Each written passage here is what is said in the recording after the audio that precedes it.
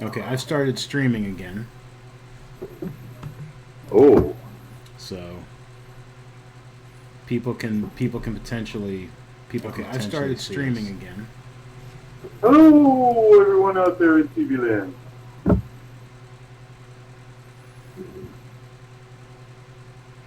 Can it core an apple?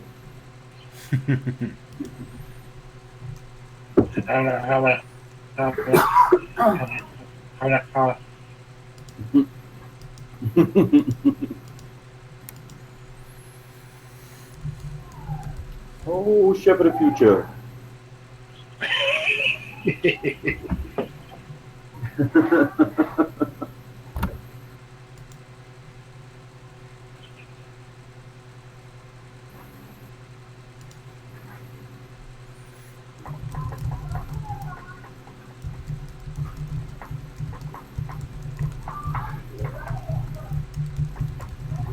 Mm, mm,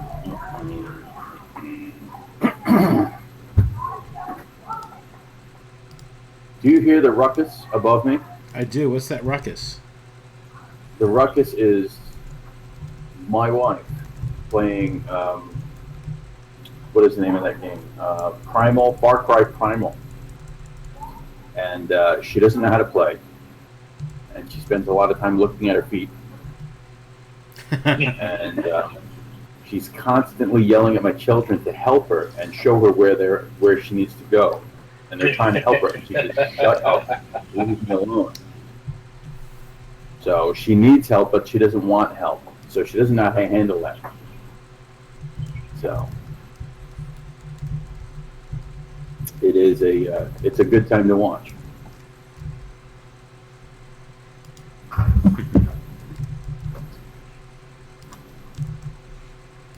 Poor Rebecca almost broke down in tears. Said, "I'm just trying to help you."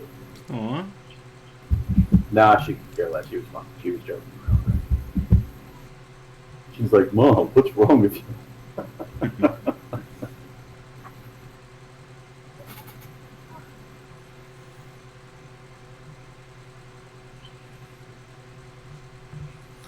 Okay.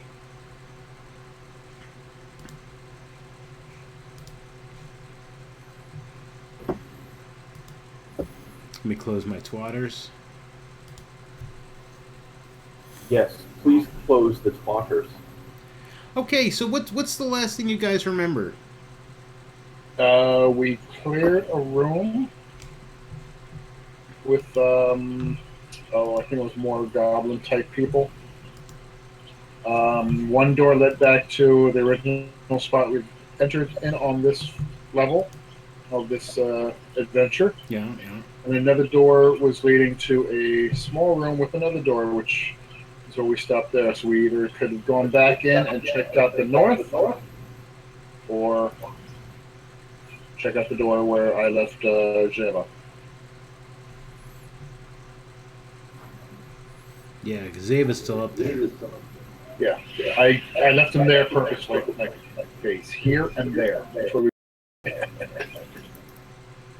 Okay. Anyone who watches like in the stream, we have some. We're playing Sunless Citadel, which is Sunless and a Citadel, and we're just kind of goofing around. This is what we do when one of the brothers is missing. We have a regular campaign that we kind of try to play, but everybody, we all work like weird hours, and one of us lives in Egypt. So I'm explaining things to the streamers, guys, the guys who watches the stream. If yeah, Yes. so we're just kind of like messing around in the Sunless Citadel, and we're just goofing around because it's fun. And we like to play D&D. What'd you say? Terrorizing goblins. Yes, you guys have terrorized a lot of goblins here. Yes, yes. There was like a community Yes. of goblins on the first level that you completely like. There were non-combatants, and you completely fucking terrorized them. Decimated them. Yeah. Hey, listen. For the record, Bobby feels really, really bad about that. Oh. He I feels feel bad about the busboy I cleaved into. Cleave! Dishes, no! Alright, so you guys had cleared a whole bunch of those areas. You got a bunch of herbs and supplies and stuff. If someone wrote this stuff down somewhere. And I believe John did. Or Bobby. Bobby's carrying him. I'm not sure who's carrying him, but I believe John wrote it all down. Give me a second, and I will tell you what we have. We have 2 small sapphires worth 50 gold pieces each, a Morning Star, Heroes Kit, Herbalist Kit, Alchemist Kit, Leather Armor Repair Kit, 6 short bows, 5 shitty scimitars, and 28 arrows. you got shitty 28 arrows. scimitars! They're shitty. Shitty scimitars. Shitty what? You want shitty pork? Shitty chicken? It's a shitty scimitar. We made it in a city.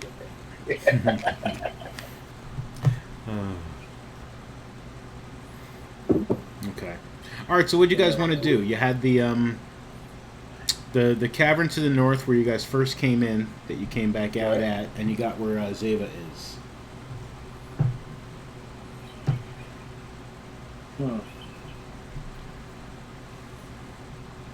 Bobby looks at Brandywine and says, I think we've been here before. Yes, it's very familiar. Those corpses in the corner look very familiar. Yes, and those twiggy things.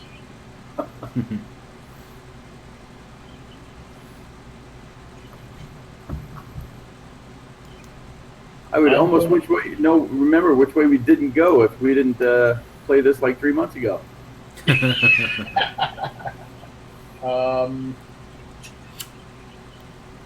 I'm thinking, personally, I think we should go through the door and,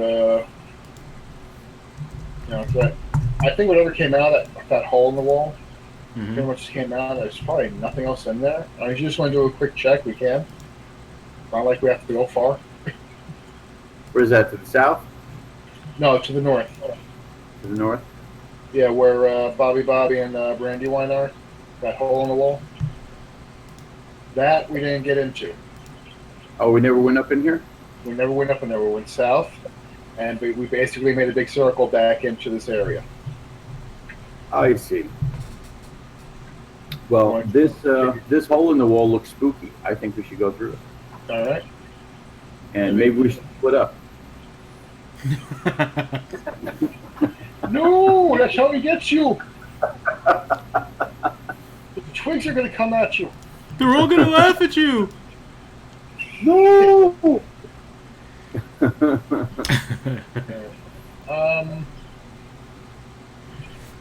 Yeah, I know where we are. Let's. I'm going to drag Zayla back over. Okay. Then I will move Sunny and share. Yes. Oh, Sunny.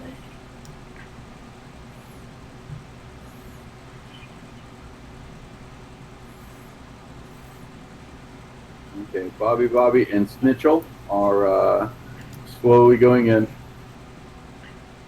Torches are lit because we got no dark vision stuff.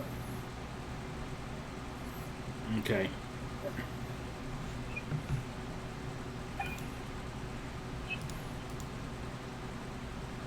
Dun, dun, dun. Yeah, so the floor of this rough cavern is stained and smells of blood and animal musk. Light from glowing fungus reveals the eastern niche, which holds a pallet of matted furs. That's over the. Is that over there? No, it would be. Yeah, it's eastern. Yeah. And I guess maybe down here too.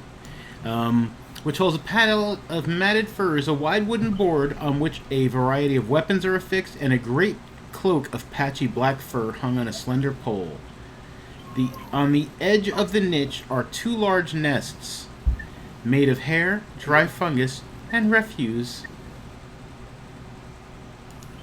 I'm going to say the nests are probably where the twigs for sleeping, if they do sleep. I don't know. And I can show you this handout, but that guy, you already fought him and his giant rat companions. But they gave me the handout here. So I clicked on it anyway. So there's a handout. That's cute. Isn't it? That's what that guy looked like when you killed him earlier. That bugbear. Yeah. Bugbear? Yep. Yeah, the Or whatever he bugbear. was. Yeah. Oh, Yeah. it's nice mace. Okay. Nice mace. Choking on my coffee. God bless you. All right. Great cloak. Check it out. Anything special about it?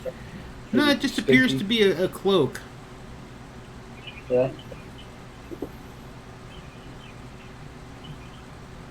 Bobby's gonna search in this corner here. Okay, give me a perception check, Bobby. Bobby will give you a perception check. Bobby, perception check. That's a good perception check, Bobby. You Thank notice you. under one of the furs in his bedding, there's a box. What's in the box? What's in the box? Is it a cat?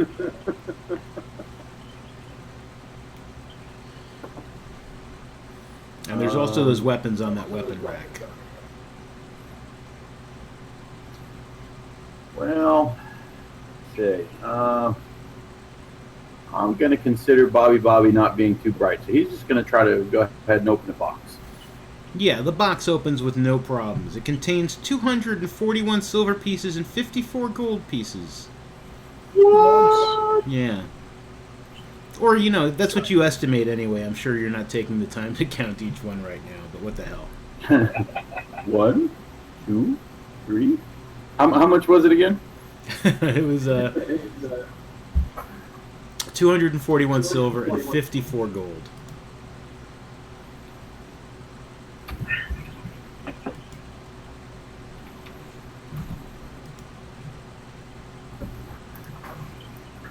All right, that's all that's in the box. That is all that is in the box.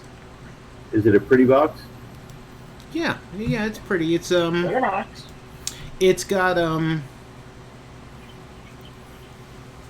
Who reads Goblin? Zeva.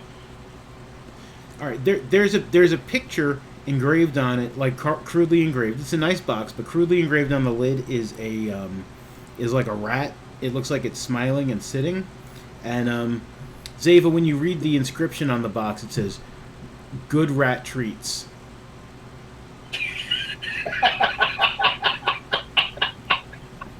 All right. Yeah. Okay, rat treats. Yeah, the box probably held some sort of rat treats he would give to his giant rats. But now he uses it to put money in. He may have gotten them into the town of Oakhurst, or maybe he buys them at the Goblin convenience store. I don't know. Bobby asked him what he says. What it says. What does it say? Good rat food. Good rat treats. Oh, okay. Bobby tosses it over his shoulder.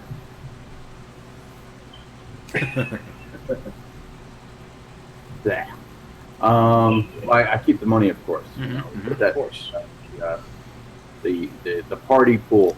And as for this cloak, It's just a cloak. It's a cloak of patchy black fur. He Black probably fur. wears it when he's going out on the town or something. How smelly is it? It's fairly smelly. I don't want it.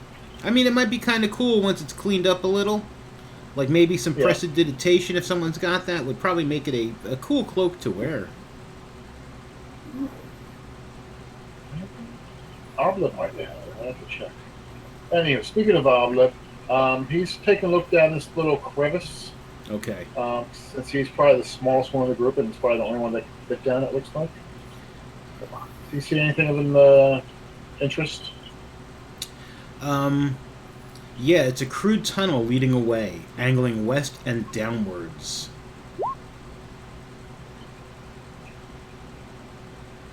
Is he the only one that can fit, or can other people fit?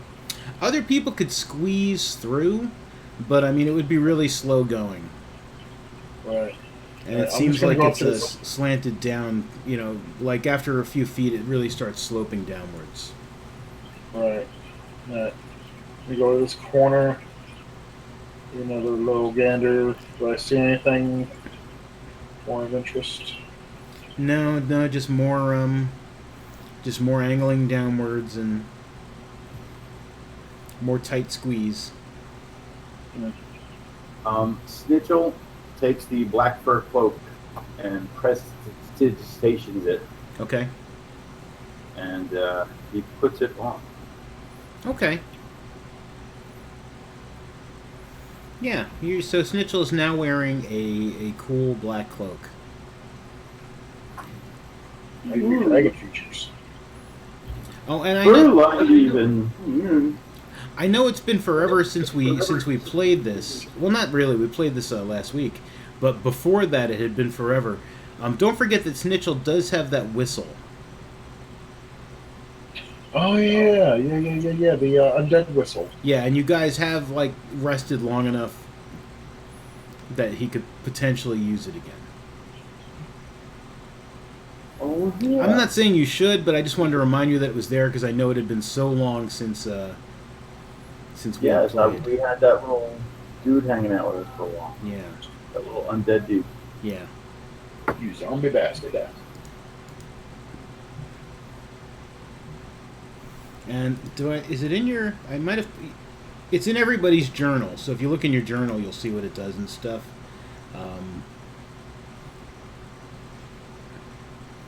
But yeah, The okay. Nightcrawler. Yeah, the night caller. The Nightcrawler. The whistle was coming around.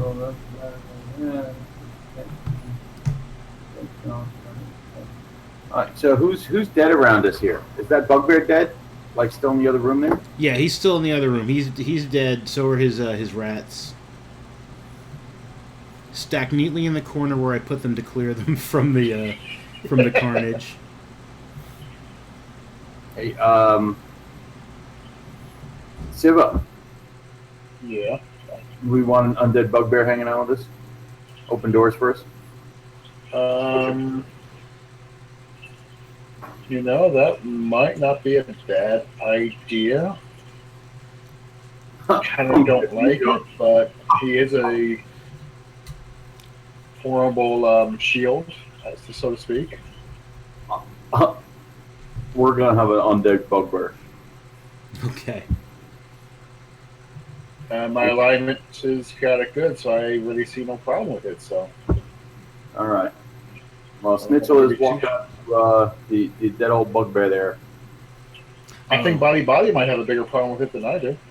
You know what? I'm still going to raise the bugbear at reading this. I mean, you couldn't have done it for 7 days, but I like the idea of the undead bugbear, so right now I'm going to allow it. I'm going to remove his conditions. And let me just transform him into a bugbear. I mean, into a undead bugbear. You can do that? Not sort of, like not easily, but easy enough.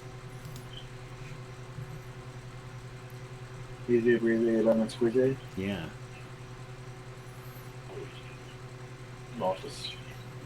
I'm lost. Okay, I just gotta pull up a zombie really quick and just replace his stuff with zombie stuff. Just take me a moment, gentlemen. Yeah. So I'm just gonna drop a zombie in the room. Don't be alarmed by the zombie. There we are.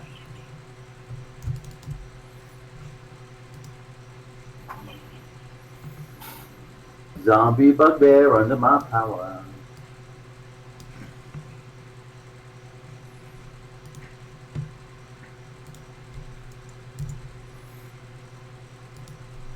These Stoker things you have are cool.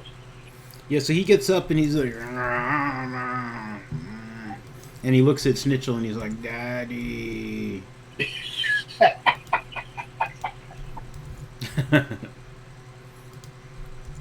Creepy. Let's see, what's a good undead bugbear name? Lurch. Lurch. I'm thinking more colorful. Let's call him Carrot Top.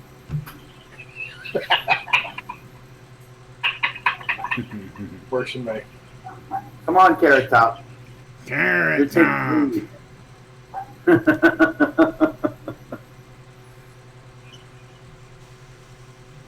Alright. Okay, so he's gonna lose his bruteness. He'll Okay. still use his Morning Star, but yeah. Bobby runs back to where the stuff is, and he grabs the box. Okay.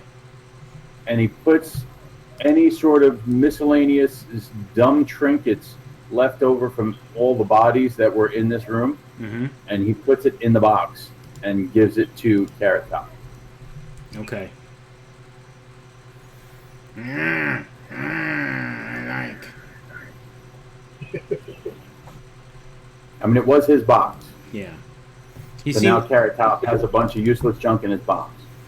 Yeah, he seems mildly pleased to have his box back. I remember this when I was a child. Alright. Now we need to go back to this room.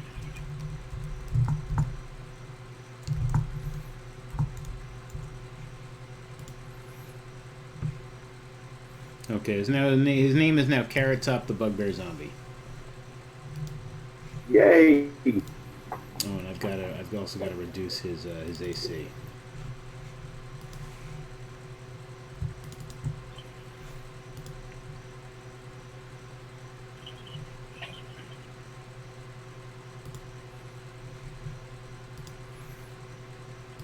Okay.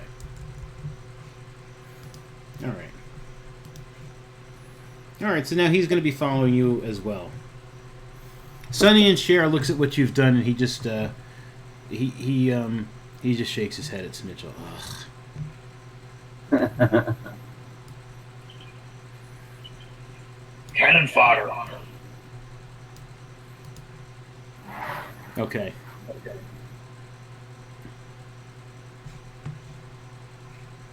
Come on, Carrot Top. He's coming.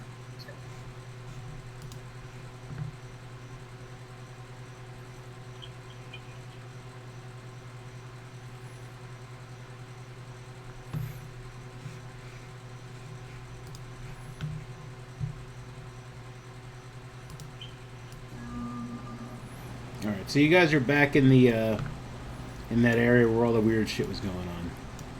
Yep. Alright, last door north. Go up in there. That's where that other door was.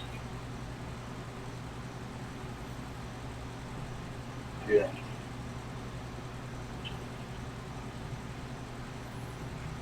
Yeah, and that's where all those extra weapons and things were. Right.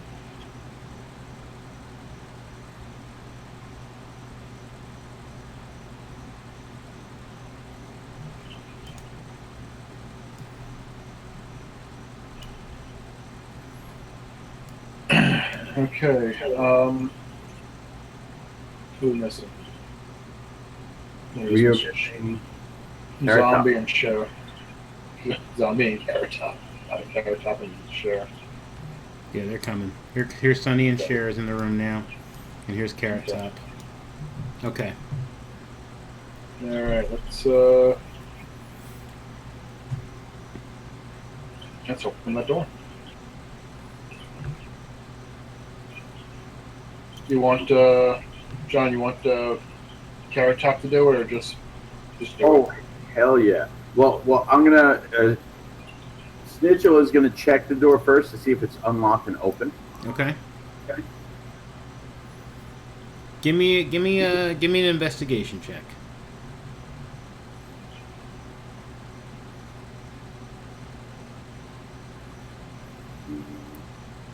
Snitchell.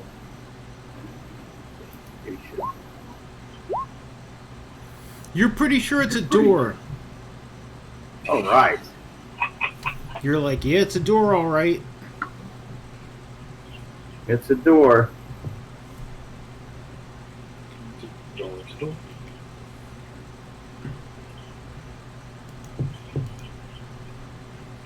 Good, Carrot Top. Go open that door.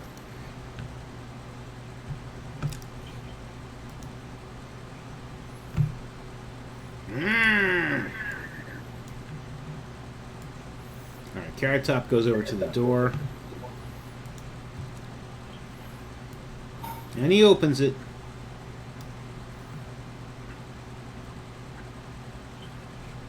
To a very teeny room.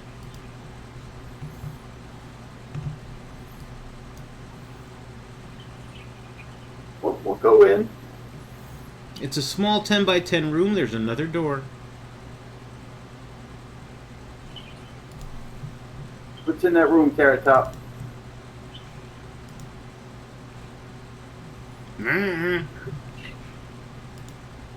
Open it.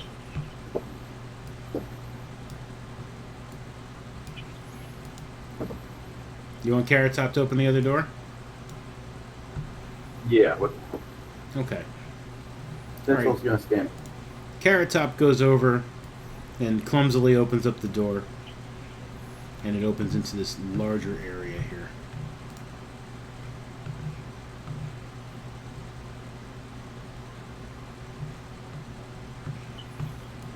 Alright. Okay. Bobby's gonna go in. Okay? Following Carrot Top, of course, really. But,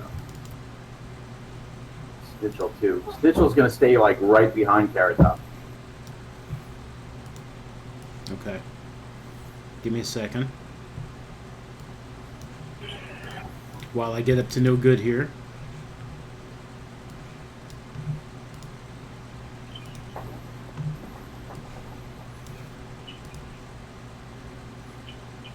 Okay.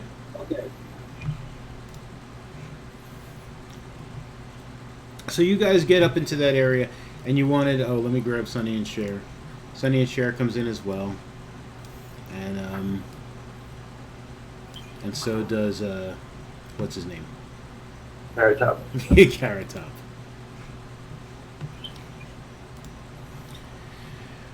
Okay. Nodules of luminescent fungus hang from the ceiling and walls and grow in clumps on the flagstone floor.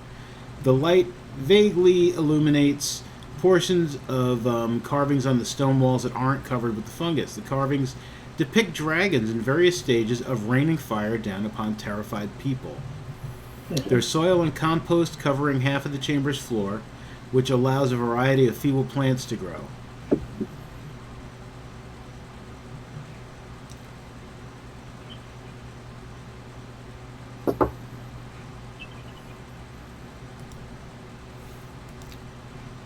And then from the south, outside of the area you guys can see, you hear this like grumbly, womanish, growly voice, and it yells in Goblin. I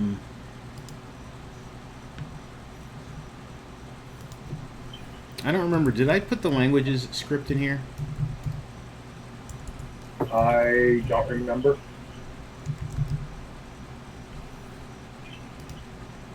I think you were playing with it last time we tried. Yeah, let me see if I did.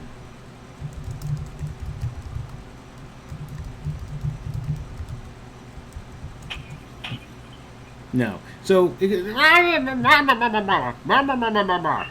or whatever Goblin sounds like. And Zava, it's hey, what are you doing here? Looking for you.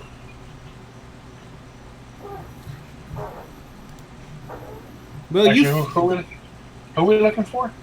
You found me. Yeah. She yells, "You found me!" She's like, "Come, help me!" And then everybody roll initiative. Hang on, I'm pulling up the initiative order. Who's the main bad guy where you have to get to? I forget his name. Belloc. Bella. Belloc. Bella. Ain't that the guy from Yes. No, that's the guy. No, that was Beloche. Oh, Belloc.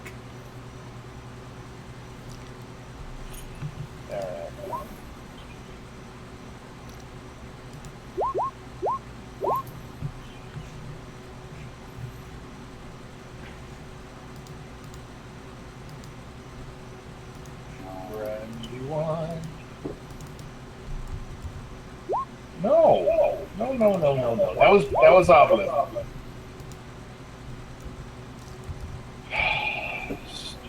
Shit.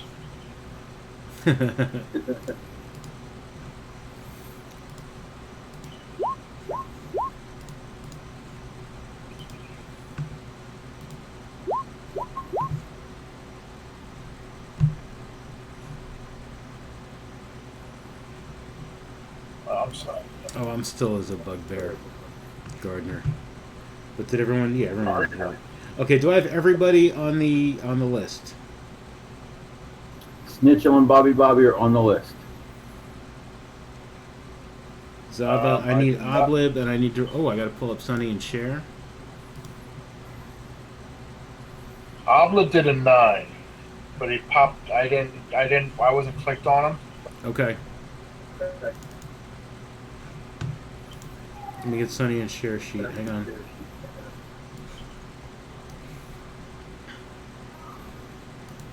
Click on Sunny and share. Click on his initiative, which is crappy.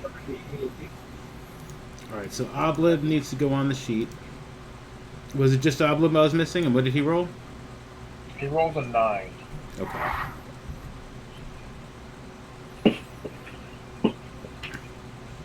I guess Zava being only one that understands Goblin, I guess he's enamored by the female voice. Woman. Oh. Okay, so you hear a commotion from further down south. And you hear a door open. And yeah, that's all that happens with them. And as you hear that, this person comes running up. You can probably see her now. She is a bugbear woman. She is armed with a sickle-bladed glaive.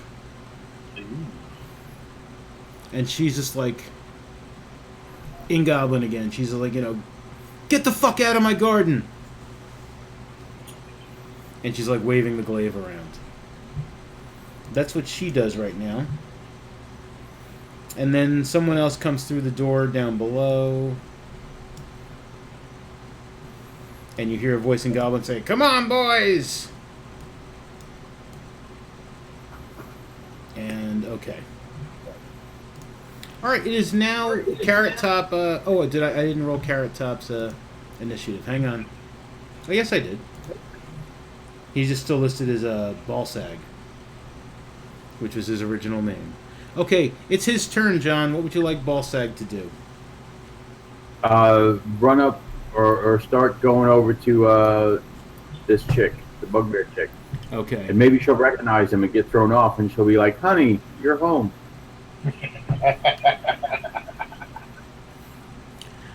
Okay, he starts running over to her to attack her with his Morning Star, and she does recognize him, and she yells in Goblin. She's just like, "Balsag, why are you helping these idiots? Oh my god, you look dead!" And, oh,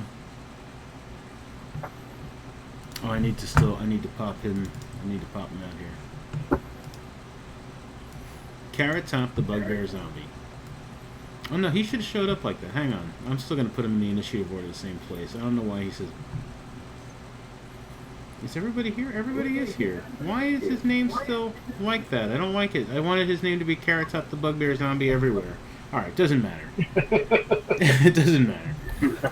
Alright, so she says that, and he swings his Morning Star at her, hitting her for 9 points of piercing damage. And she says, "Balsag, no! My name's Carrot Top now! I'm Carrot Top. Mm. Mitchell says, "Get her, Carrot Top, get her." Okay, so that was his turn. Oblib. All right. Whoa. Short bow at Lady Gardner there. Okay.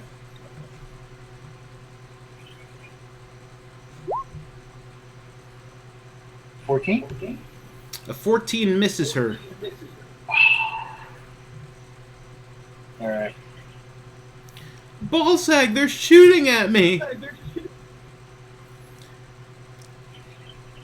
Is Oblib doing anything else this turn? Is there any place I can get under some cover, or is it just like open ground? It's pretty much just open ground. All right. Well, Now, I mean, you I'm are small enough that you can hide behind someone like one size larger than you. You can attempt to hide behind them. yeah. No, I'm gonna retreat to this corner over here, Okay. and that's pretty much it for now. I think Crystal is watching us in Geek Fight Club in the Twitch. Hello. Okay. If that is Oblib's turn, it will be Bobby Bobby. Will we? All right. So she seemed like she just wanted to ward us off. Yeah, initially, yeah. You know, but she was wielding the sickle-shaped glaive. Okay, Bobby is going to run up to her, and he's going to whack at her glaive because he doesn't want to hurt her, and he's going to say surrender. Okay, and you're going to try and like knock the glaive out of her hand? Yeah, so I'm attacking the glaive, not her. Okay. All right, yeah, go ahead and try and hit that glaive.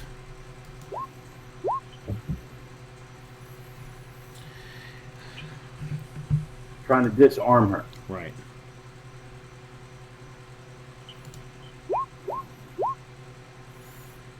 Okay, you do not disarm her. She holds on to her glaive. And she's like, "What are you doing?" But she says it in Goblin. So it's like... No, it's... What are you doing, buddy? I'm trying to get your glaive out of your hands, eh? You're a dick. Oh, Terrence, I love Ballsag.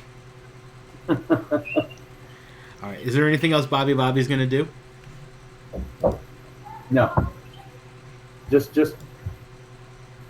surrender. Okay. Lay down your arms. We don't want to hurt you. Snitchel. Snitchel, on the other hand, Mm-hmm. he is kind of a dick. And he is going to magic missile her. Oh, your bugbear is your Dragonborn is a dick.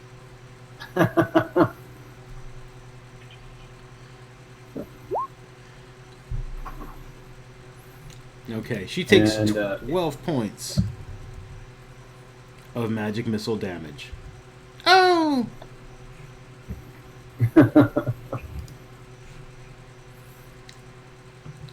Okay, Sonny and Cher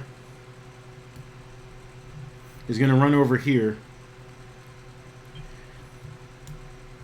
past Ballsag, and he's just like, "Ah, come on, Goblin!" And this Goblin that was running up here, he is going to Sacred Flame him.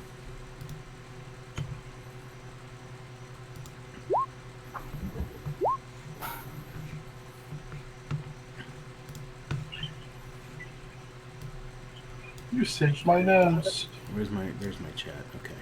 So Oh, he does like a whole like 1 point of like, and that's if the Goblin like doesn't make his deck save. The Goblin's like, "What the hell is that, buddy?" The sacred flame, how lame it is. And that was Sonny and Cher's turn. Zeva. All right. Well, I guess I'm going to attack Lady Bugbear. Okay. Ah.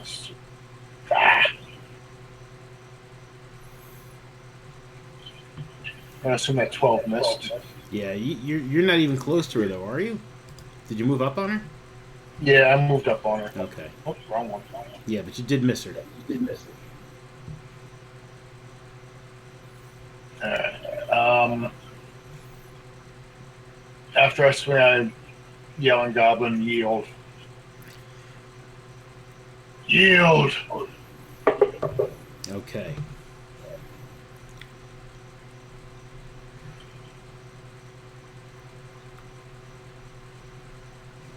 All right.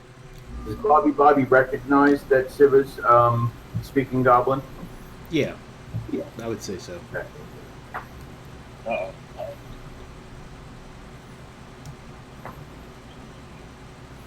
All right, so these Hey, less what cool, does things? these less cool goblins come running up, and they're like, "Blah!" And they've got clubs, and two of them attack Sonny and Cher. The first one misses Sonny and Cher with his club. The second one also misses Sonny and Cher with his club. And this other one here, he didn't get far enough, and he's just like, I don't know what I'm going to do. Okay. All right. The Lady Bugbear. She is like, she's going to say...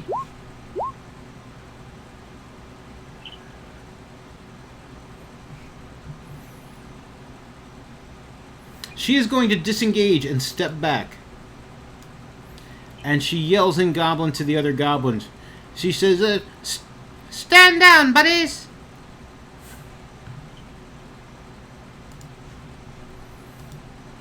And the goblin whose turn it is next, that's all she does. And the other goblin, he is going to...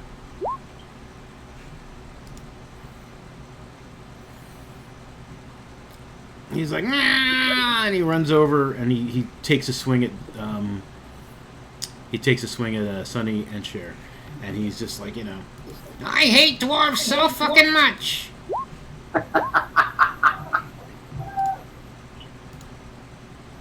And he misses with his scimitar. And it is now it is Carrot Top's turn. What would you like Carrot Top to do? Can I yell something before he does? Not like that he just tried to attack Sonny and Cher, his new best friend, and he is going to try to squash that goblin in the head. Okay, Chuck, what were you saying? I was going to inform my group that they have yielded. Okay, yeah, you can just shout that out. Okay.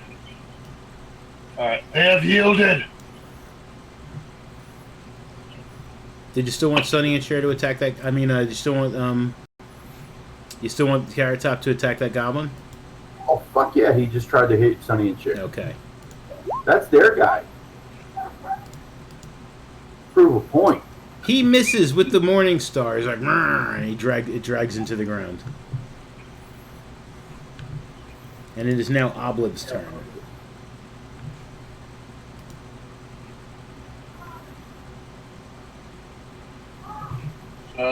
I'm just going to keep an arrow knocked, and I am aiming for her at this moment. Okay. But I am not releasing. I am ready to shoot though if anything else goes wrong. Okay. All right. So you're basically readying an action. What Yes. what are you going to consider going wrong when you release it? Anybody else attacking? Okay. Any other non-friendly attack? Okay. All right. Bobby.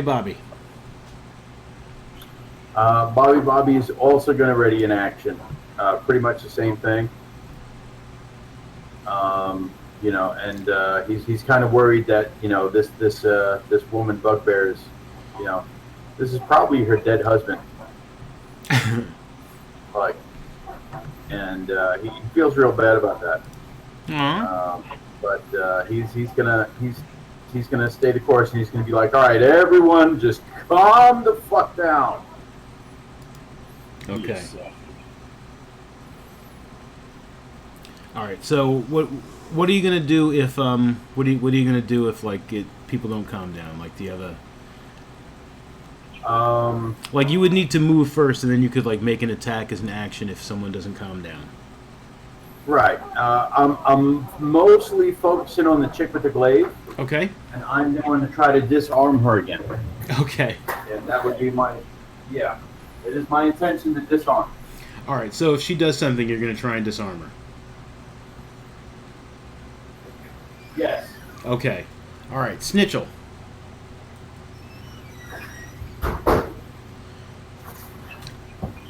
Snitchel is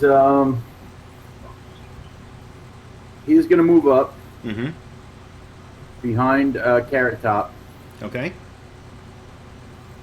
and he is going to ready an action to light some of these goblins up if they don't calm the hell down. He's going to Scorching Ray some goblins if they don't calm down. Okay. All right.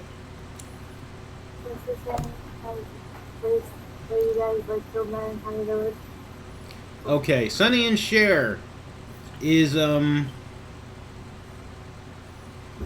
he's like, she said stand down, and he's gonna swing at that goblin that everybody else is still swinging at. He's probably gonna go for non-lethal with the warhammer. Yeah. Yeah, he misses.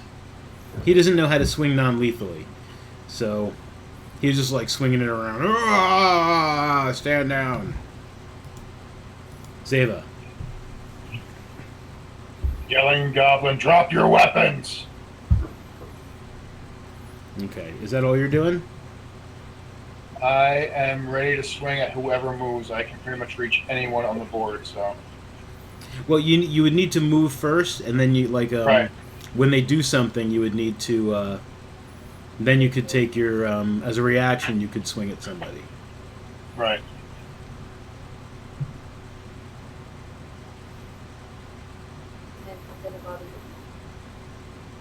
Alright, I'm gonna move. Hi, Mondo and others. Hi. Hello. Uncle Chucky. Hi, Mondo and Chucky. Alright, I'm just gonna move over here next to her. Okay. Bobby, where were you moving to when you were readying your action? I guess I was just going to kind of move up on her a little bit. Okay. Yeah, it's good. You know, just trying to. Not sure how he feels about this whole thing. Feels real kind of guilty. Okay. All right. These three weaker looking goblins, they drop their clubs and they're just like, we surrender. We surrender. Oh, I'm sorry. Wait, wrong. The goblin voice. All right, we surrender, buddy.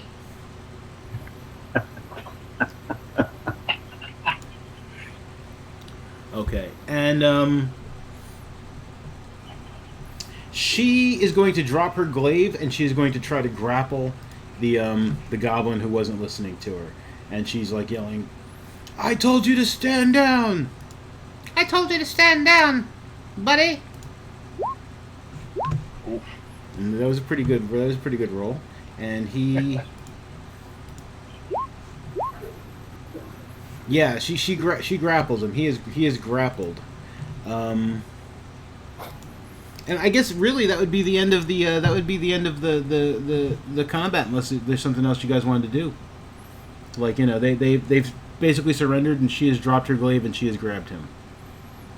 Okay.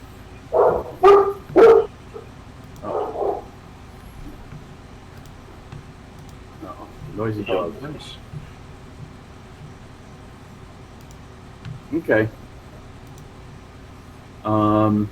Snitchel and Bobby are really not sure what to do at this point. Okay. We're gonna let. They're kind of waiting to see what happens with this chick and our new friend Carrot Top. Well, Carrot Top's under your control, so. Yeah. Right. Well, Carrot Top he's just gonna chill, but if she's like, "Honey, what are you doing here?" I don't know. I don't know what we're gonna do. Because I feel real bad that we killed her husband. Okay. All Well, right, Bobby does anyway. So Snitch was, at the moment, there's no more, like, you guys aren't planning on attacking anybody or anything at the moment, right? No. Okay, No. all right. So Bobby. Snitchell might. I don't know. All right. He's on the fence. So that goblin, he kind of calms down and he's like breathing hard and he's like sneering at Sonny and Cher, and Sonny and Cher is like glaring back at him, and as he relaxes, like she lets him go, and he drops his scimitar, and now she's like looking at Carrot Top, and she's just like, oh, you killed Ballsag. He gave She us no says that to choice. us? Yeah, well, she says only Zeva understands her at the moment. I don't think No. Sonny and Cher speaks good. Does Sonny and Cher speak Goblin? Let me see.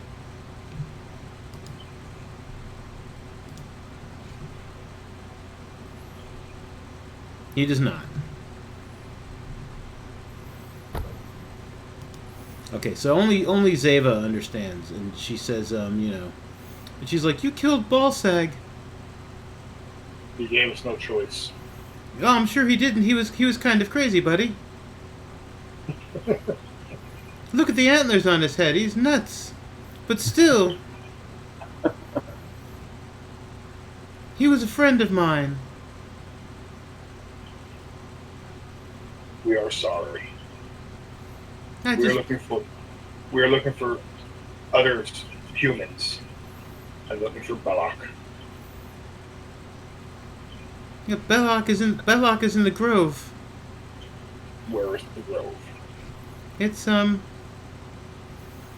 it's through some tunnels. You go you would head what fucking way would you go? Where I'm looking for the fucking.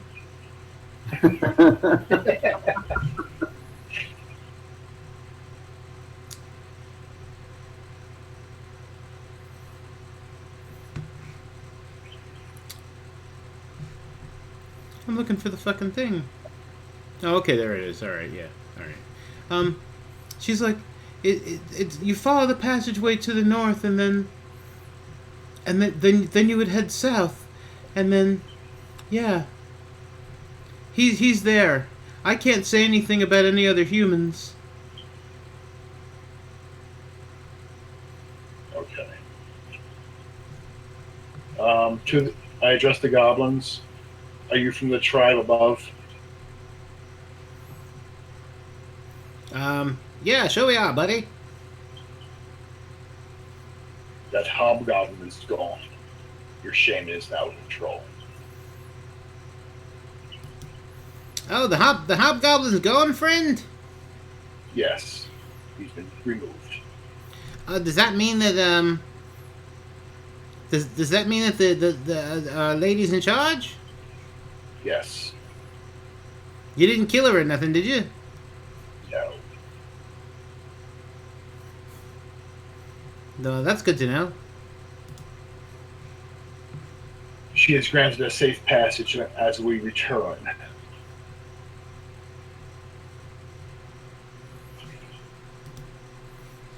All right, cool. Whoa. Oh, What happened? I didn't mean to do that. My bad. You guys are back. You bastard. Alright.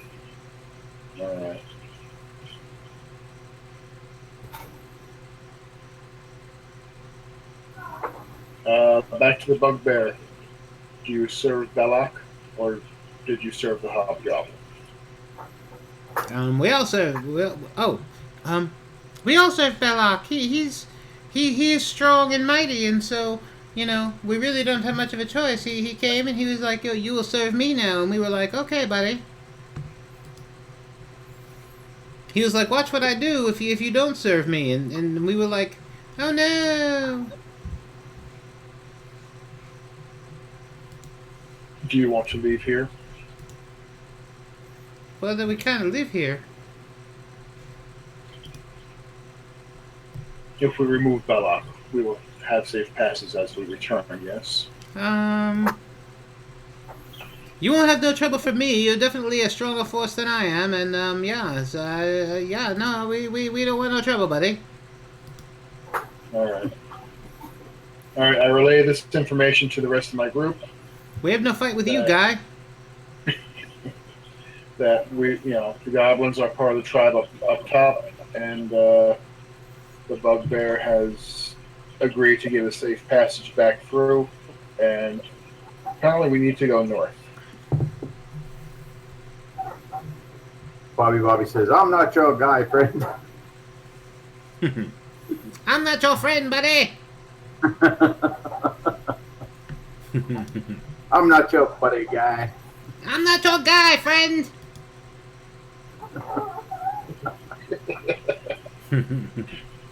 Oh, God. All right. All right.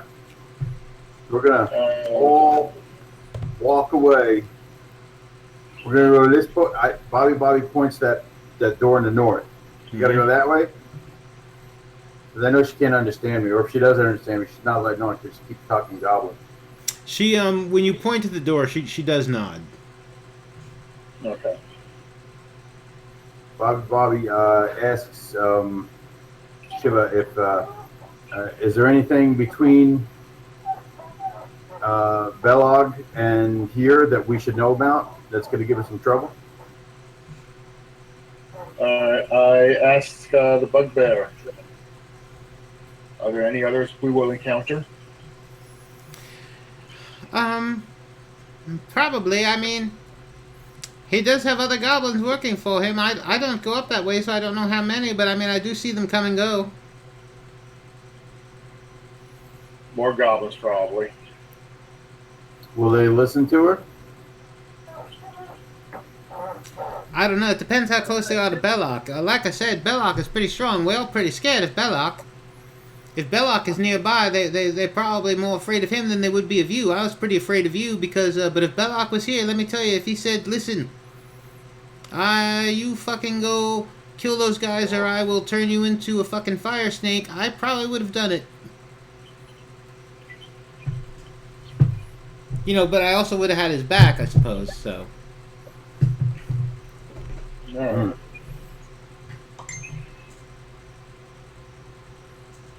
Gang. I'm sorry, that was my phone, buddy.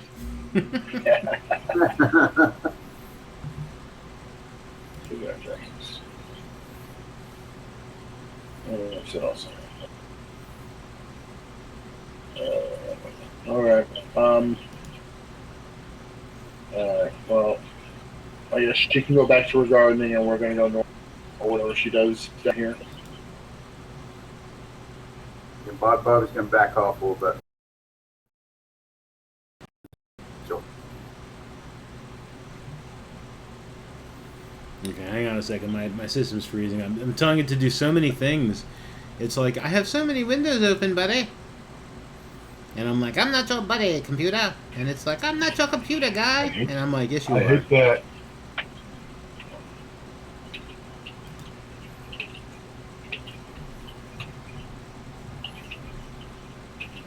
Let me close some windows I don't need open right now. I don't need this one open. I don't need this one open. Since you're no longer trying to kill these guys, we can close it. Close that. Close that.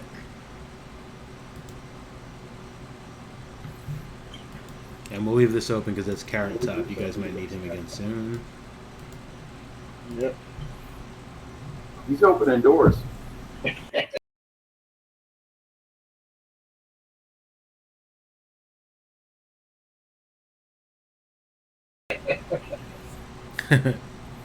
I'm opening doors. Give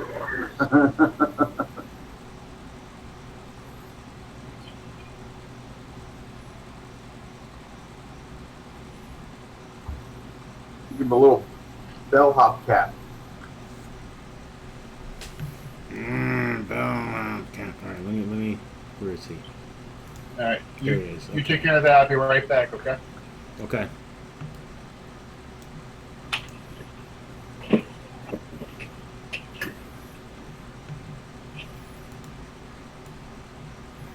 All right. As you guys are heading, let me move Zava out of here.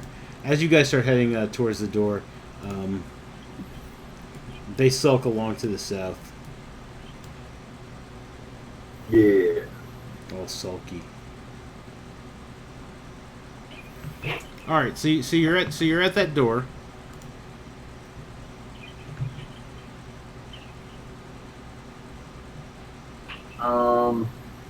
Yeah, we're at that door, and Carrot Top's gonna open it, Okay. or try to. All right. Open that door, Carrot Top. He tips his little bellhop cap, bellhop cap, and yeah, he opens the door. Alright, they retreated. Tell you one thing, I'm pretty glad I chose this half orc.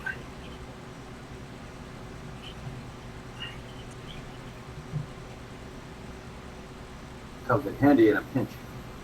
Well, if he didn't do goblin, we probably would have just kept fighting, Yep. wasting resources.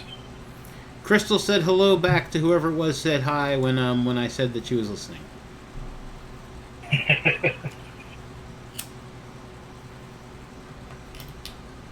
Hello.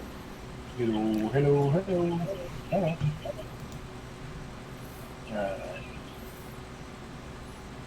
Yeah, me and Crystal talk a lot about Dungeons and Dragons stuff, man.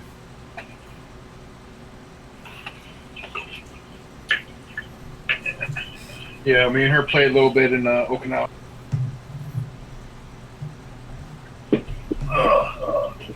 Good way to pass guard duty sometimes. Okay. All right. So Snitchell has opened the door. I mean, not Snitchell. Carrot Top. Yeah. Well, get in there, Carrot Top. Ah. You're gonna be our arrow catcher. Come on. Go for it. Ah! He runs in there. He like has both of his arms open, like he wants to try to catch arrows. Good job. That's what I'm talking about.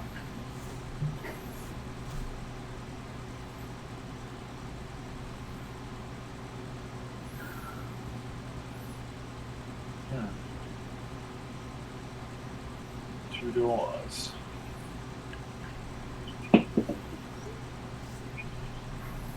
Okay. Do we want to check those doors? That door to the east, or do we want to just keep going north because that's where we're supposed to go? Do we want to believe this woman, Bugbear Lady?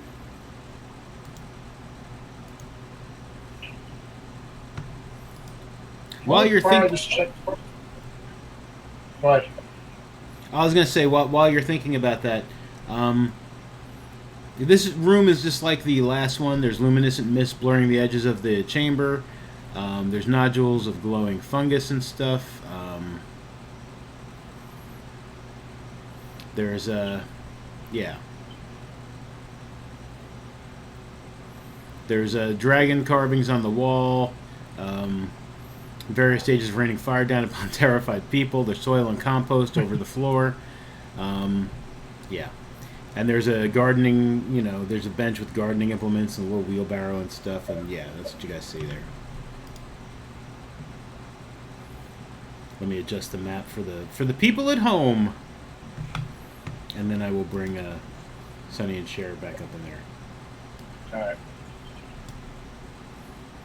I think Bobby wants to try the door to the west just to see what's in there before we continue north.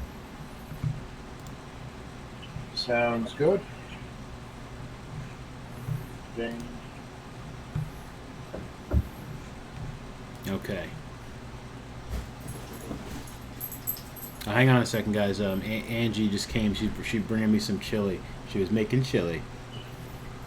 And she texted me, and I told her that I was in her old room and that the front door was open. Hi. Is it Thank spicy? you. Is it spicy? Yeah. She says, yeah. It's How actually, spicy? Spicy. it's not like super spicy, but it's pretty spicy. Not super spicy, but pretty spicy. Okay. We're playing D&D, and it's on my Twitch channel, at Geek Fight Club. Oh, I shared it on the Facebook if when you go home, if you guys want to watch it or something. Okay. It's just goofy, you know. It's up to you. We always watch it. Catch you later. Bye. Okay, I love you. I've got chili. Yay! Now you need nachos. Aw. Okay. All right, so you're at that door. Open it.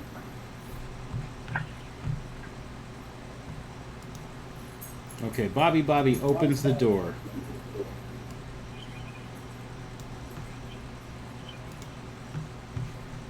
Ah, Okay, as Bobby opens the door,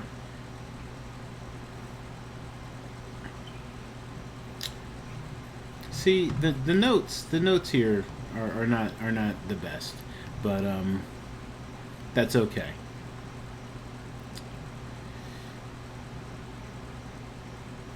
Here we are.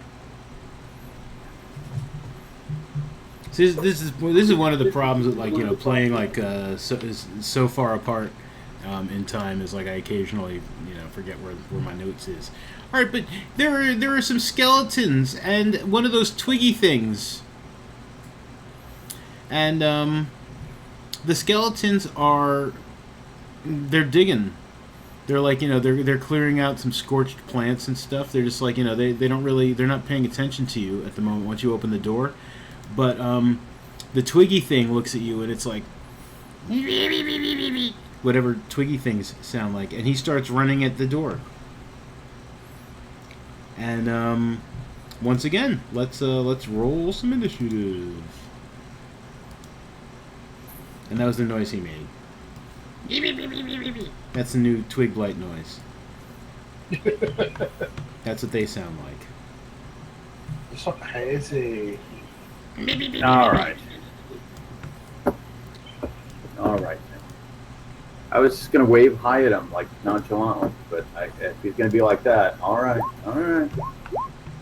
Well, I mean, if you get advantage, if you get initiative over him, I mean, you could always, like, you know.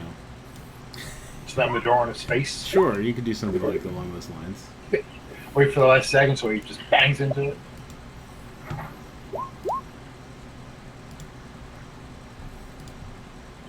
Ooh, Bobby got a 21. Slam that door. Which way does the door open, in or out? It opened into the room. Ah, Do I have everybody on here? 2, 3, 4. Oh, I don't have Sunny and Cher yet. You have Carrot Top on there? I gotta get Carrot Top on there as well. Yep, hang on.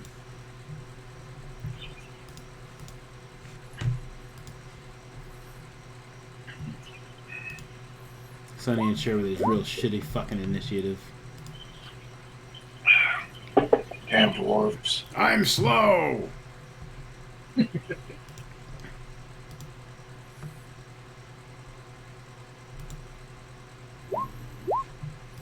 Okay, let me adjust the initiative.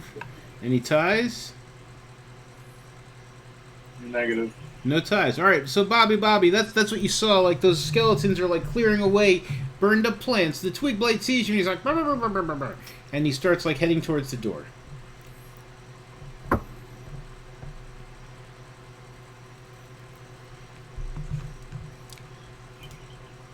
I'll run up to meet him, Okay, cool. and then I'll break his twiggy ass. All right. Maybe. Yeah, that hits his twiggy ass. What does it look like when you kill the twiggy man? He just, with my greatsword, Yeah. I just kind of like blast through him, and he just explodes into like a little pile of twigs. And I take a quick glance around the room. Are Yeah. the skeletons still just digging? They looked up as you ran in. They were still digging, and then you slammed the Twiggy guy with your greatsword, and like little pieces of twig went all over the place, and all their jaws like dropped, and it's like if they had like lungs and stuff, it would have been like, and they look like they might get aggressive.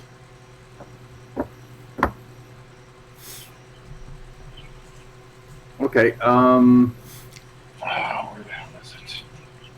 Well, I'm going to use the rest of my. Oh, can I take a quick perception around the room to see if there might be anything of value or anything good that I might want to investigate this further? That would be an action which you use to kill Twiggy.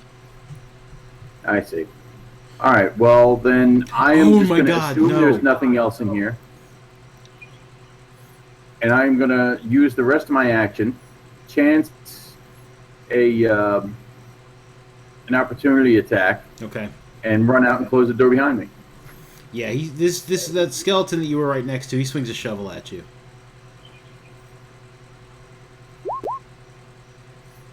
Does a 13 hit you? No, sir. Okay. All right. And I've changed my mind as to what Twiggy sounds like. Retroactively. The twig blights, because I called him Twiggy, which is close to Tweaky. They go beady beady beady. So if you face more of them, remind me that that's what they sound like. Beady beady beady beady. Hey, Bobby, Bobby.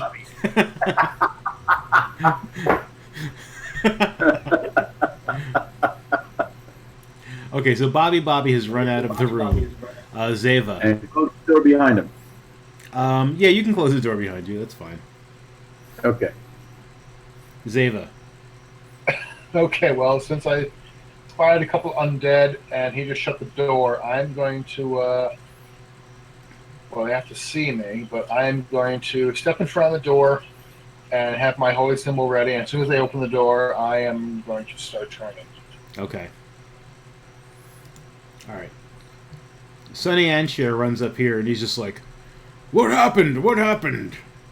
And Undead. Oh. Okay, Oblib. Arrow.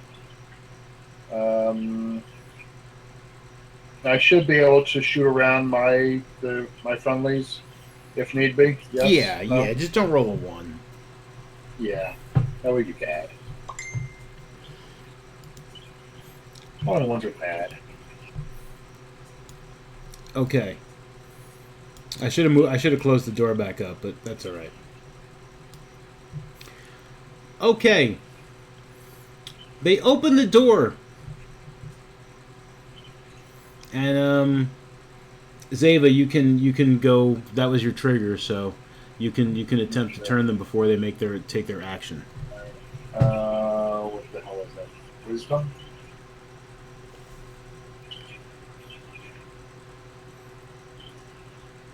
I'm gonna have to roll wisdom on that. Damn it.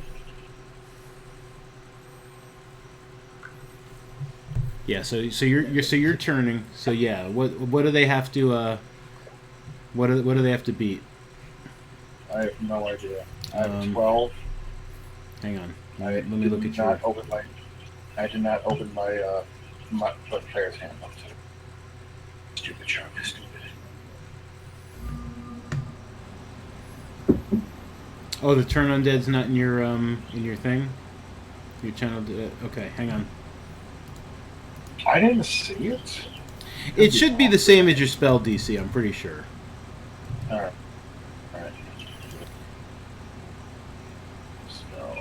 So, 12. Okay.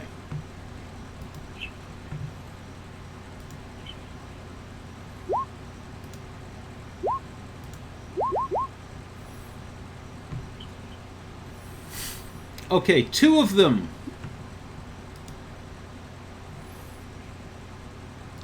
As an action, you present your holy symbol and speak a prayer, censoring the undead. Each undead you can see or hear within 30 feet of you must make a wisdom save. If it fails its save, it's turned for 1 minute or until it takes any damage, and it must run away from you.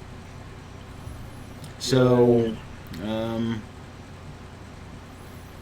right. So these 2 start running away. he had that much movement left, and let's say he had probably this much movement left. They're running, they're running, they're running. Running away, eh?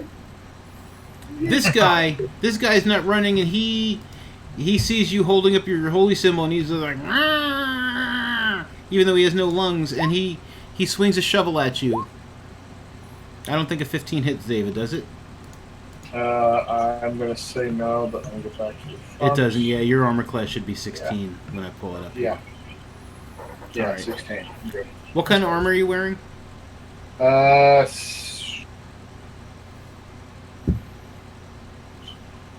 Chain. Okay, so the shovel hits the chain, but it doesn't do anything. It's just clank. And it is now Carrot Top's turn. Snitchel tells Carrot Top, says, "Get him!" Okay. Carrot Top runs over here. He can't get he can run through you guys and go over here. So he runs past you guys and he's like, "Argh!" And well, no, he's only got 20 feet of movement. So he comes up here and he's just he's like, because he's only got 20 feet of movement now that he's a zombie. Well, he'll dash inside. He can't attack, but he dashes in. And he's just like, and he's like, looking menacing for a guy. Snitchel. Snitchel doesn't want to waste a spell slot. Can I take a free action and yell at Bobby for being an idiot? Yeah, you can do that. You can use your whole action to do that. If you're not taking an action. I'm going to shoot a crossbow bolt at him, at the skeleton. Okay, sure. Just don't roll a 1. Yeah, you didn't roll a 1. Yeah, that hits him. He takes 8 points of piercing damage. Or no, does he? I think he takes half because he's Oh no, he doesn't. Yep, no, he takes the full. No fleshies. He takes the full 8 piercing. So he's like, Snitchel says, Bobby, you asshole, what are you doing? The Twig Blight is dead. Beady, beady, beady. And it is Bobby's turn. Back to the top of the order. Bobby takes his greatsword and slashes at the skeleton with a 9. A 9 does not do it.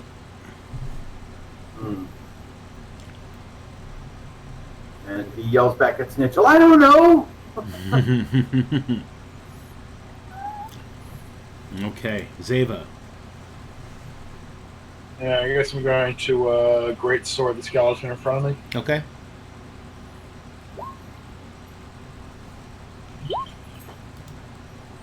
Oven. You miss with an 11. Yeah. Wow. The freaking dexterous skeleton. Must be the robe. Sonny and Cher is like, "Oh, Sacred Flame!"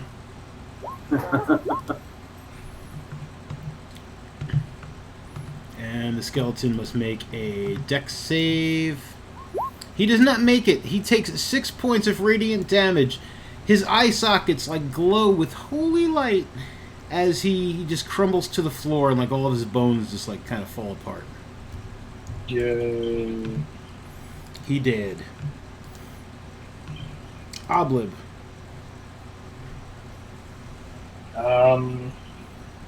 Alright, I'm going to assume I don't have line of sight on the other two. Mm-hmm.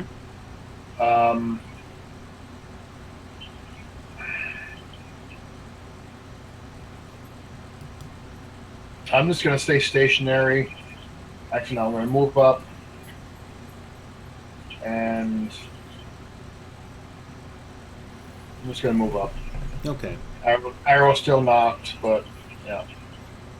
From where I was, I know I did not have line of sight. So my waist. I'm done. Okay. Alright, the other two skeletons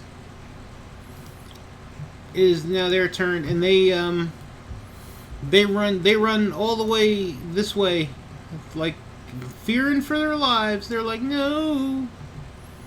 If they could speak. And that's all they were able to do this turn. It is now Carrot Top's turn. What does Snitchell want Carrot Top to do? Snitchell is going to, Carrot Top is going to pursue, but he is not going to attack. He's going to be kind of guard them. He says guard those two. Okay. All right. So he comes over here and he's just standing there and he's just like making zombie type sounds and stuff, and he's like, you know, swinging that Morning Star back and forth. And that's all he's going to do. So Snitchell. Snitchell's going to come in, and he's going to use his action to investigate the room. Okay. Perception.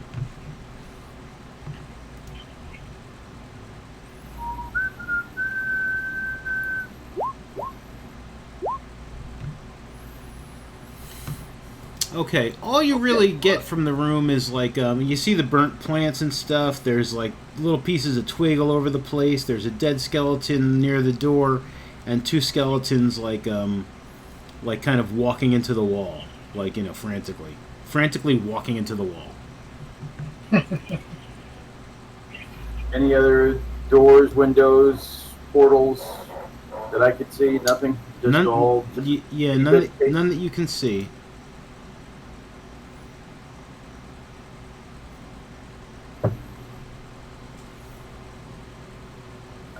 Snitchell casually walks out and tells Bobby he's an asshole again.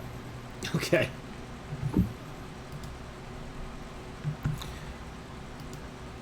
All right. Bobby says, I was just worked up. All right. I need to kill me something. We're back at the top of the order.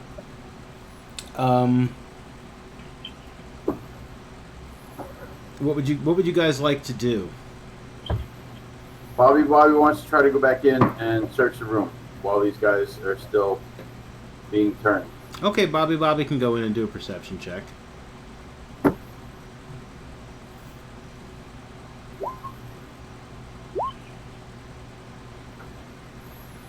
Yeah, you pretty much see the same thing. There are like scorched plants and stuff, and you know, there's a skeleton by the door in pieces.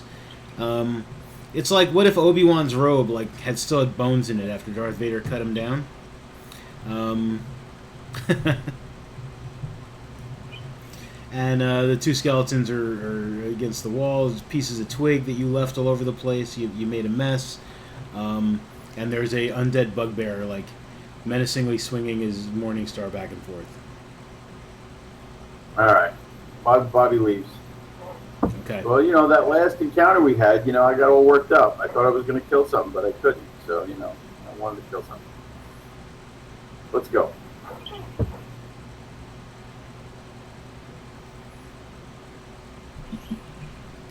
All right, so is that what you guys want to do? You just want to leave? Bobby and Snitchell have every intention of leaving and calling for Garrett Top to come. Okay. Is there anything we can block the door with?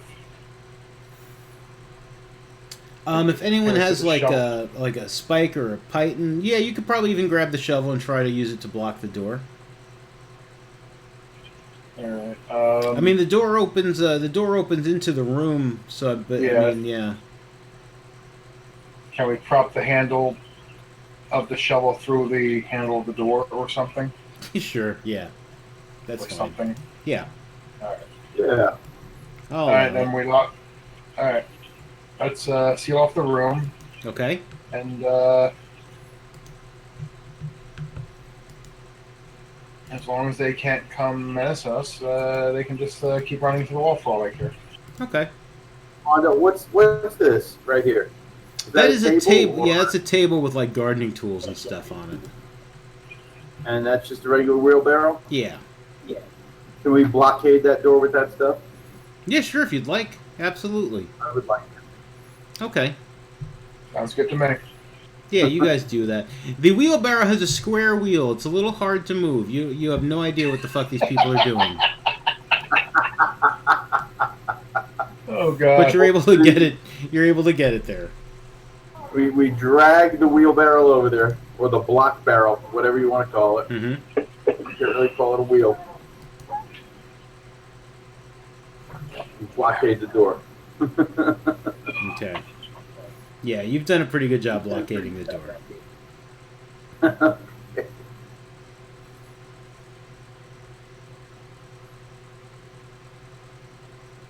All right, Carrot Top, open that damn door.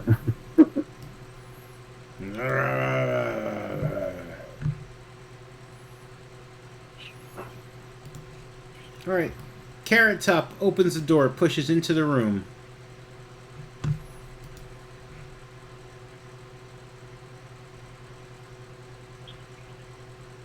All right, let's go in.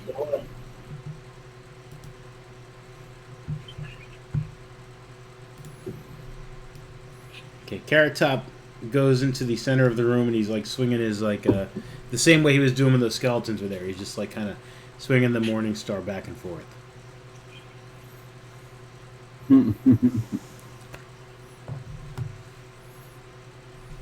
Sunny and Door Cher is southwest. All I say. Okay, yeah. Let me read the description. Okay.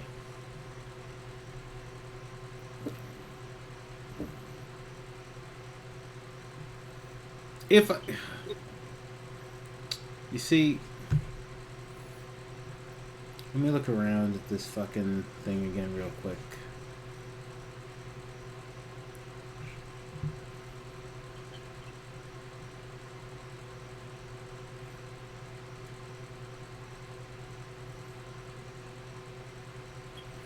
Dun, dun, dun, dun.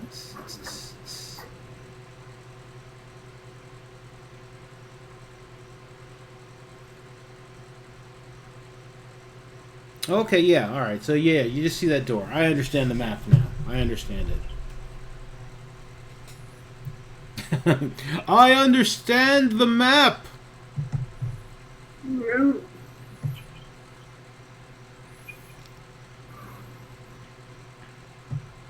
Took me a minute, which I'm very embarrassed about. But again, it was a while since I read through this, so... Yeah. And I was hoping. I mean, I understand, Damien. It's really early in the morning, and he just hasn't gotten up yet, and that's fine. But I was hoping we were gonna do some Wolverines tonight, but that's okay. This is fun too.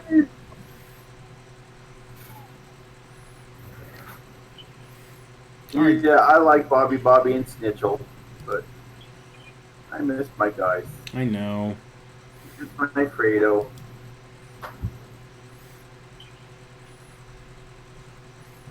I still love Bobby's name. Bobby might be one of my favorite character names of all time. Bobby is just a great fucking name.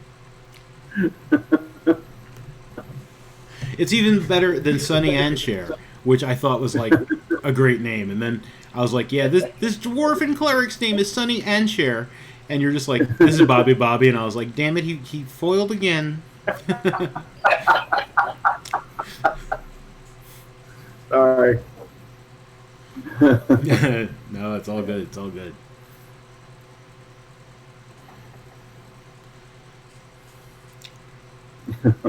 Oh, I was gonna read this to you. It's pretty much the same as the other room, sort of. There's luminescent mist blurring the edges of the octagonal chamber. There's nodules of glowing fungus dotting the stone walls and ceiling, as well as the caps of toadstools and mushrooms, small polyps, puffballs, and lichen. The humid air reeks with rot. So it's a little more descriptive than the other rooms.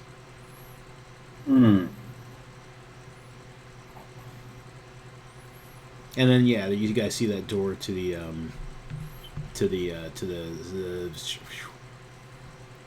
Southwest. Thank you.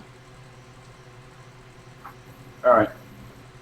Bobby and Snitchel are going to check the room. Sure.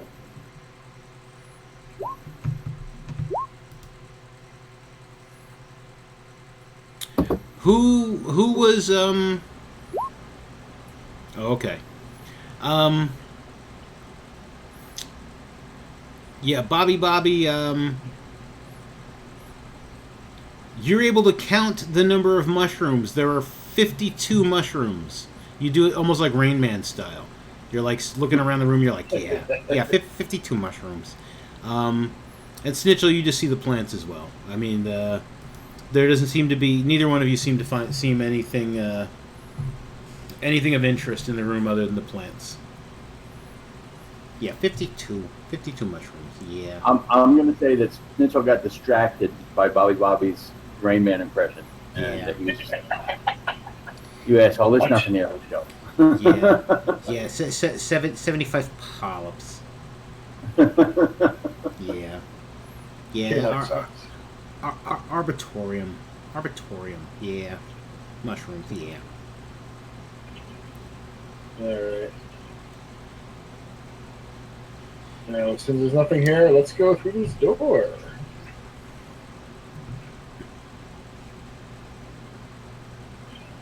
Come on, Carrot Top. Okay. Get this. Carrot Top goes over to the door, and he opens it up. And then this time he just stands there.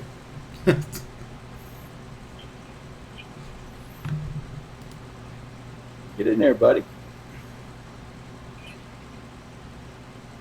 You're going first. Go catch some arrows. Okay. He goes into the room. And just kind of, he just kind of wanders south.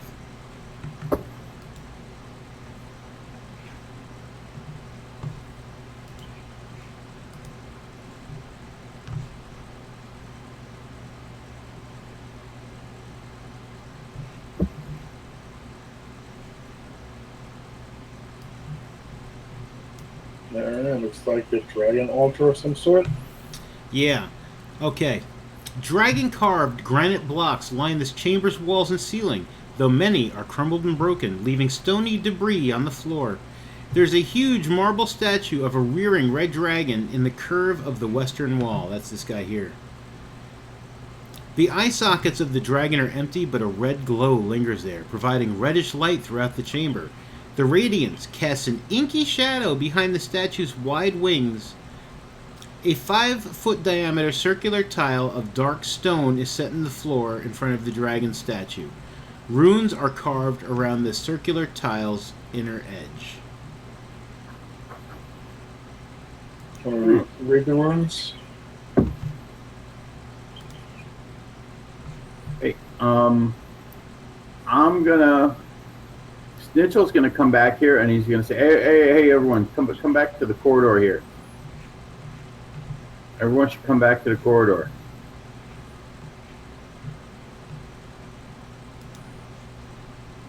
Okay? And then, Carrot Top, Yeah. go walk on that block. Okay.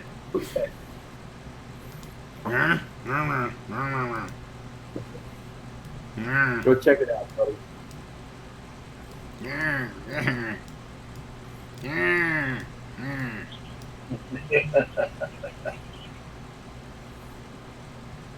Nothing happens? Nah. Okay. All right. I just wanted to check. Sure. just in case that damn thing like lit some fire into the room or something. Okay.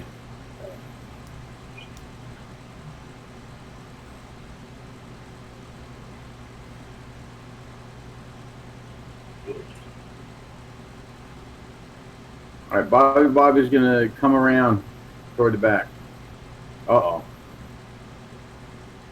I guess I see something.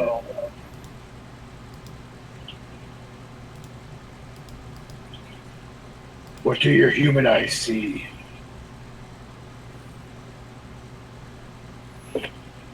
There's just shadow back there. It's just shadow, man. It's just shadow. Okay. Well, he was gonna. To be fair, he's just gonna go back there to investigate until he finds something to see. Okay. So how far do you want me to go? Because he's gonna keep going. Well, you can go up towards the statue and then give me an investigate check. Right there. Sure.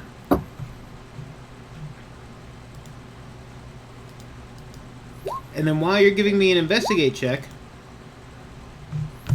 yeah, your investigate check reveals that there's a shadow that jumps at you. It's coming for you. It's an angry shadow, and yeah, I need everyone to roll initiative again.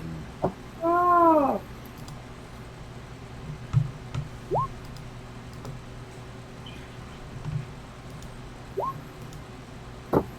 Snitchell takes a free action and say, "Damn it, Bobby, Bobby." I guess I probably should have like hid the shadow before. Whenever I have stuff hiding, like when I make my own stuff, I automatically like just put it to the GM layer, and so I just assumed it was on the GM layer. I wasn't paying attention. Damn, I suck. Why? What'd you Oh my get? goodness. What'd you get? I got a 5 and a 3. Oh my Oh, well. goodness.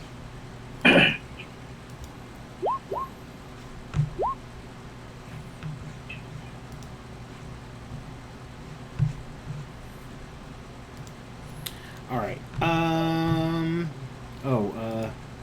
Hang on. Carrot Top. Can't forget Carrot Top.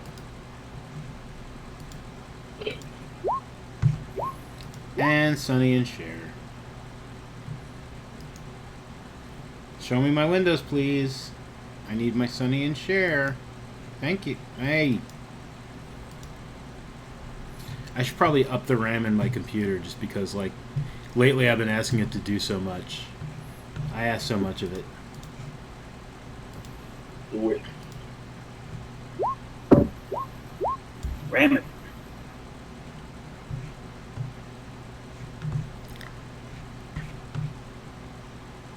Okay.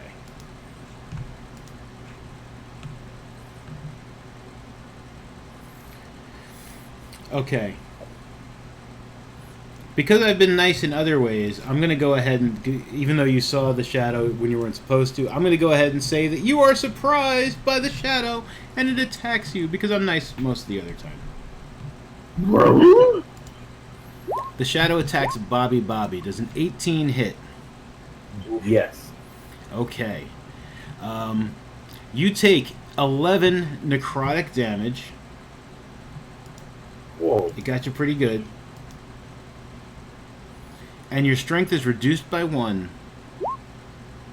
Oh, wow. Yeah. That was an 11? Yep, 11 necrotic and your strength down by 1.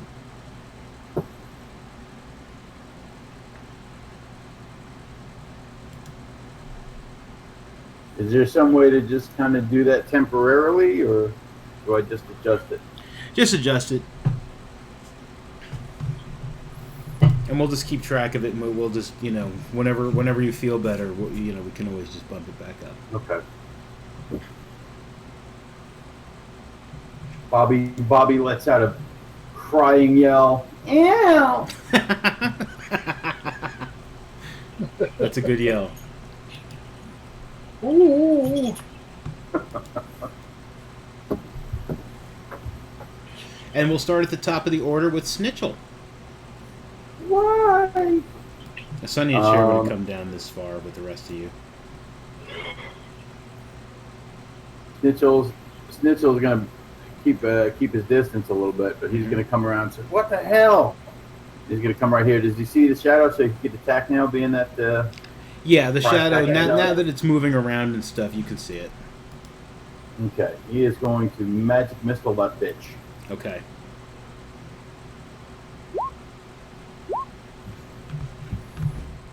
Nice. You do 14 points of magic missile damage on the shadow. God damn it, Bobby. And it goes, oh.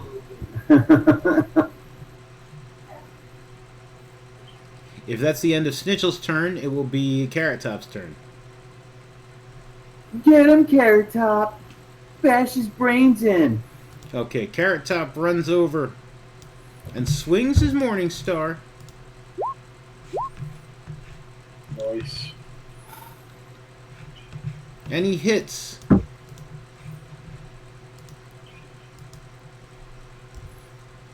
Since you are in control of Carrot Top, even though I'm rolling the dices and stuff, tell me what it looks like when Carrot Top kills a shadow.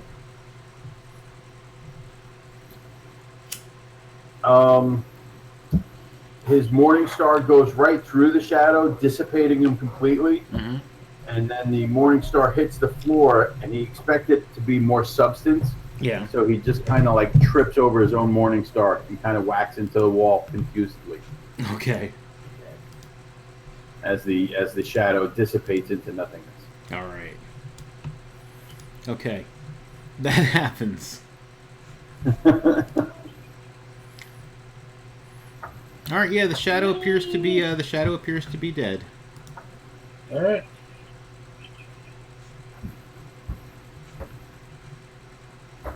Bobby stumbles to the center of the room and says, I don't know, feels so good.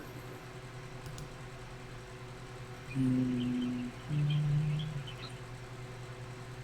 that really upset me for some reason. I'm not happy. Aw. All right. He took a pretty good hit, so I'm going to do Cure Wounds on him.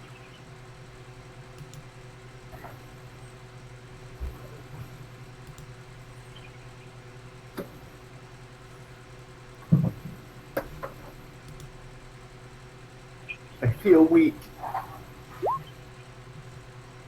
My tum-tum hurts. Aw. I can give you back 5, but I can't do anything about your tum-tum or your strength, unfortunately. Thank you.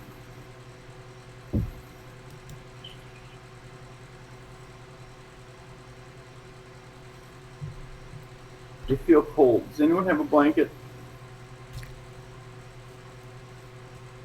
Mitchell's got that stinky. Yeah, I was about to say, Carrot Top starts reaching for like the cloak that Snitchel's wearing.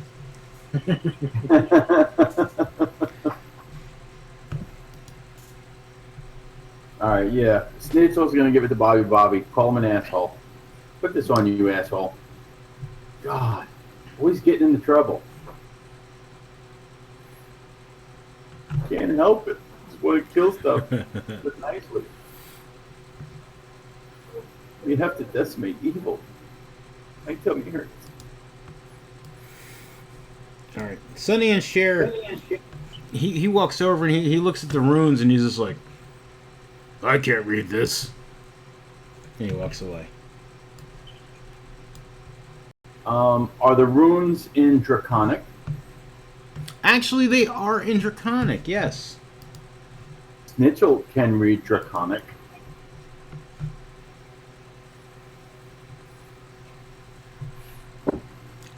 Okay, they read in Draconic, let the sorceress power illuminate my spirit. I am a sorcerer. What does that mean? Can you read it again? Yeah, let the sorceress power illuminate my spirit.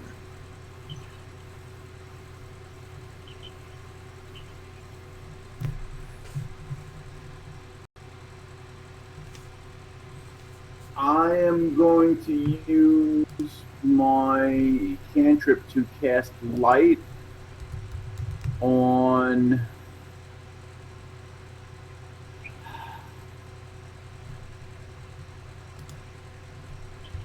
who else deals with magic. I'm wondering if I should stand on the thing in front of it and then cast light on the dragon statue, or cast light on the thing on the floor. What do you think? What did it say again? Should I stand here No. and then cast What? light? On the What did the dragon? runes say? What did the runes say again? Uh, cast. I'm sorry. Cast light on my spirit. Something like that. Let the sorcerer's power illuminate my spirit. Let the Yeah. sorcerer's power illuminate my spirit in Draconic. So it's Haka, haka, haka. Durka, durka, durka. I'm gonna say stand in front of it and cast on the statue. all right. I'm gonna stand on the thing in front of the statue. I'm gonna cast light on the statue. Okay. You cast light on the statue. Please. You can it illuminates some more of the room, and the tile is glowing red. The tile he's standing on. Yeah, glows red in the white light. Huh.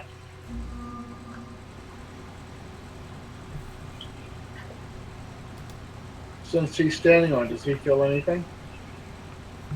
Nope. I give a little hop. Okay. You give a little hop.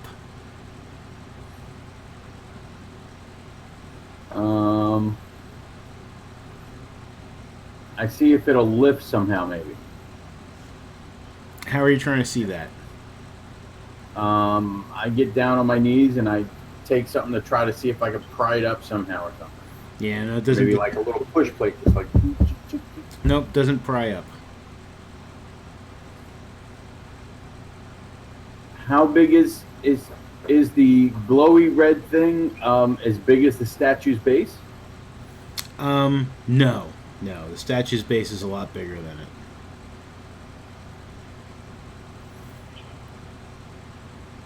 Bobby, you weak bastard. Maybe you should go try to push that thing onto this thing. Does Bobby want to try that? Yeah, Bobby's going to try to push it along with Snitchell, because Snitchell's Okay. also. Bobby can roll a strength check with advantage since Snitchell's helping him.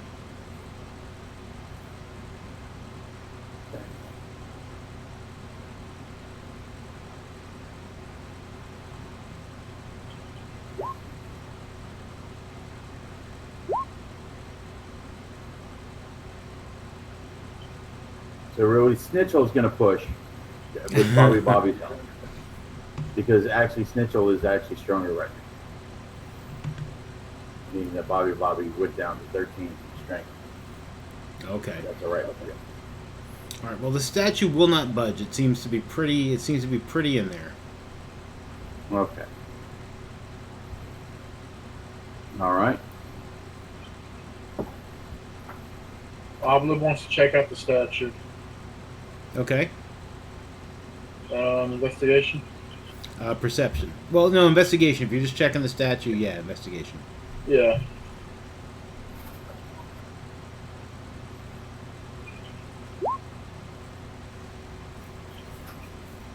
You're pretty sure that the statue doesn't move. You're pretty sure it's not supposed to. Okay. It seems like Anything it's else? cemented to the floor really well. That's one solid piece. Yeah. All right.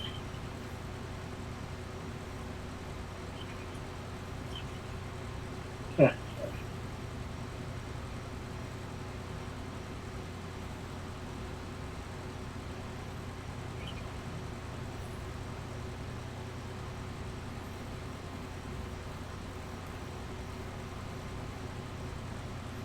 Go back and get some of those glowy polyp mushroom thingies and put them on the discolored tile. Okay, you guys can do that fairly easily. Yeah, you can grab some glowy shit and put it on the tile. Alright. Anything change? Nope. Housekeeping. A little robot comes out from underneath the base of the dragon statue, sweeps him up, and like scoots back in. Damn you, Zumba. Roomba. Roomba Zumba. So, are the eyes glowing any more than they were before? No, not anymore. Not any more than they were before. I mean, they're still glowing slightly, but Okay.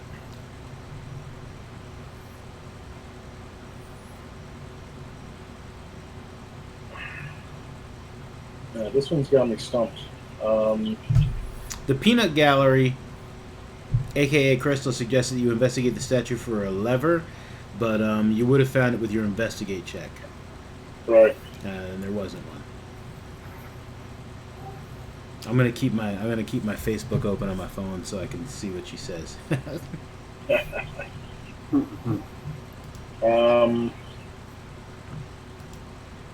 Why is that tile glowing?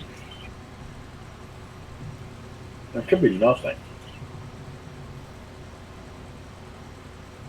Hey, Carrot Top, get on that stone again. Okay, Carrot Top gets on the stone. Still nothing. Nothing. As your characters move back. He's going to explode! Just whack it. Whack it with your morning star. He starts whacking at the tile. Nothing. All right, just stop. Ow. Oh. Ow. Oh. Oh, Tony.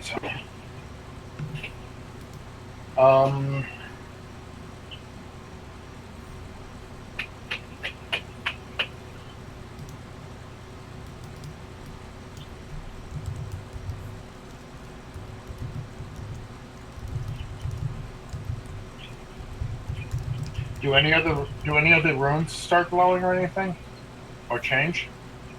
No, the only runes that are glowing are the ones on the tile that say "Let the sorceress power illuminate my spirit."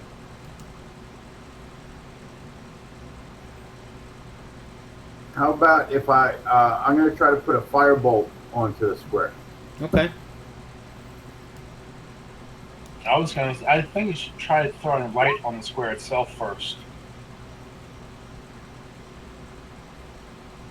Well, either way, it's cantrips. Okay. Okay, yeah, your firebolt hits the tile, nothing happens. All right, I cast light on the tile. Okay, that happens, and the light on the statue goes out, and the tile is now lit up.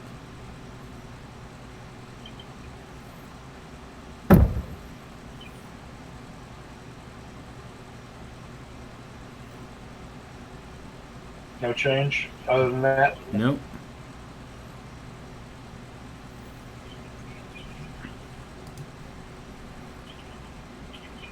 I cast light back on the statue. Okay, that happens. I focus in the eyeball. I put it in the eyeball. Boop. Okay, there's light in the eyeballs. Does the square light up again? Yeah, just from the light, the white light of the light spell causes the tile to glow red. Yeah. Right.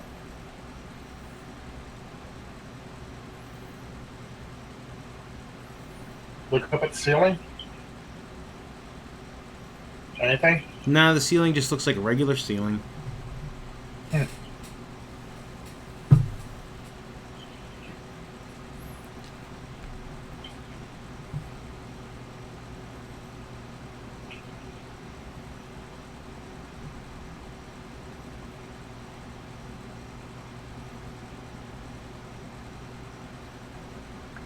I say we just move on. That's what I'm thinking about. Yeah. Yeah. Just screw this. Come on, Bobby. Come on, Carrot Top. Let's go. Another door to open. Okay. I'm going to leave the light spell on, though. Mm-hmm. Let it go.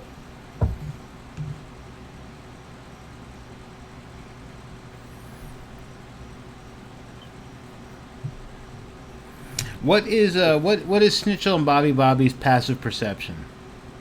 Actually, I was just going to ask you. While all right, Snitchell's is 9. Bobby's is 13. Okay. What were you gonna ask me?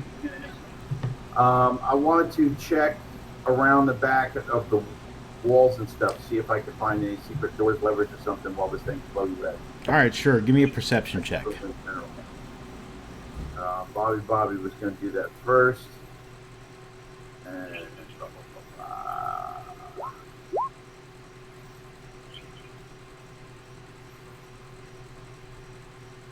so we'll do it next. Okay. All right, Bobby, you notice that one of the stones in the wall behind the statues looks loose.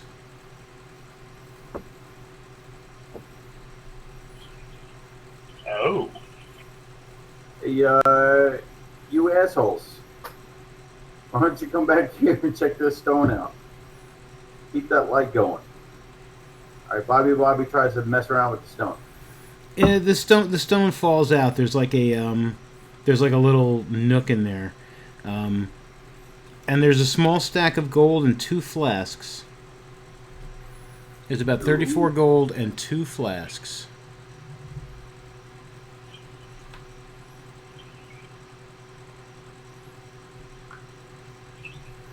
$34 gold. 34 gold and 2 flasks. Yes.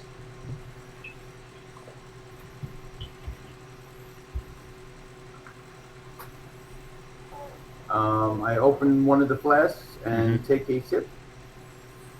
Okay, before you can take a sip of the flask, it is you get this like it doesn't seem like something you would want to drink. It's like you get like a really strong like smell of like almost like gasoline. Oh. Yeah.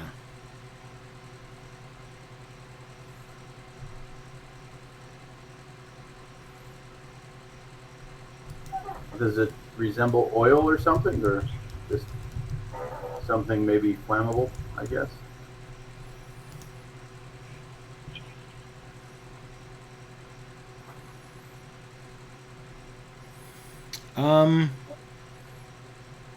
What do you want me to roll?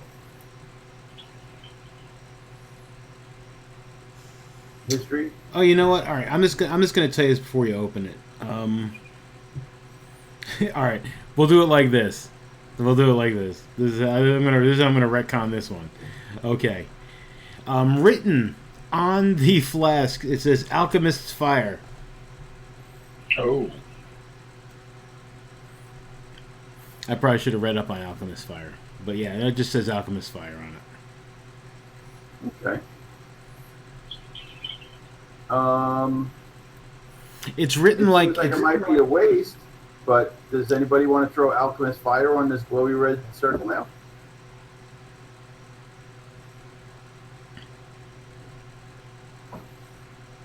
I guess a drop or two wouldn't hurt.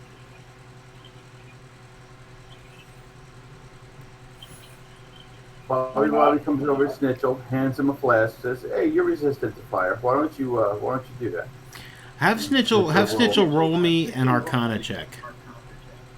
Snitchell is going to roll you an Arcana check.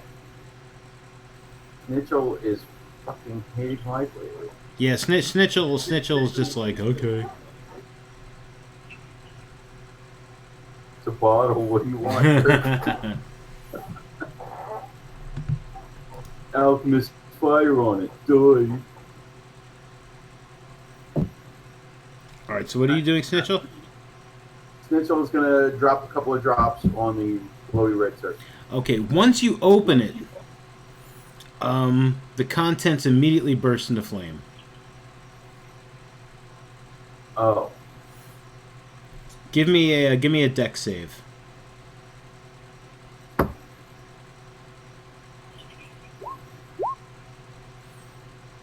That's good enough. I wasn't going to make it particularly difficult. You're able to throw the bottle before it like hurts you. Okay. Where you want to throw it? there. Yeah, that's what I figured. Okay, so you throw it. You throw it at the tile. The tile starts like there's like fire on it now, and it's like it's all burny and stuff, and it's like whatever a burny sounds like, and yeah, nothing new seems to be happening there aside from the fact that the tile is on fire. If you stand there long enough, it eventually starts like sputtering as it like starts to go out. Oh, well, that was a waste. So now we have one flask of alchemist fire. Let's save that one. Yeah, that might come in handy.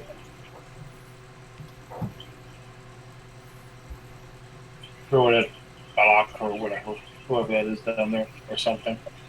Here, catch! Okay. All right. I'm spent hanging around this dragon statue. I Yeah. think we should move on. All right, I'm gonna get some coffee really quick, guys. Hang on. Okay.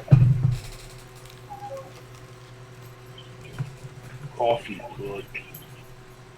I can't help but think we're still missing something, but That's what I'm feeling though, but I'm not sure what. yeah, and I don't want to spend all night just dicking around with this statue. Yeah. He'll tell us later when it's too late.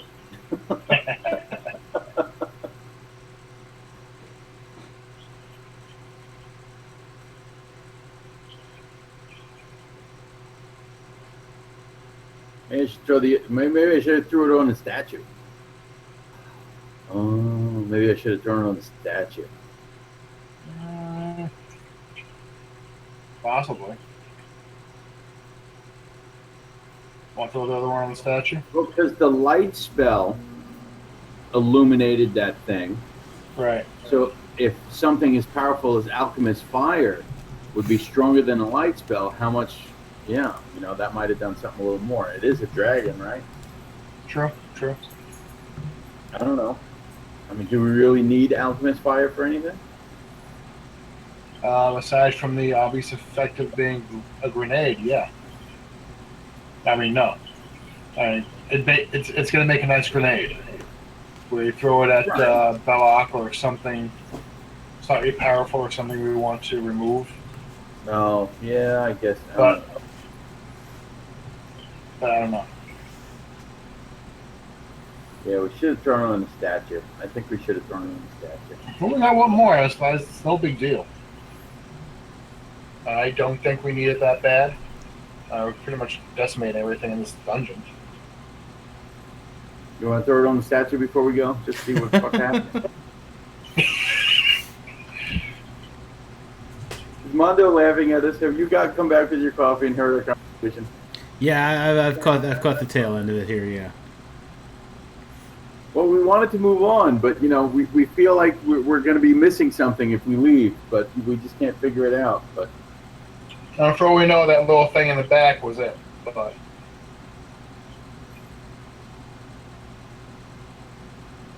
we can either keep the alchemist fire and use it as a grenade type weapon, or drop it on the dragon head over here.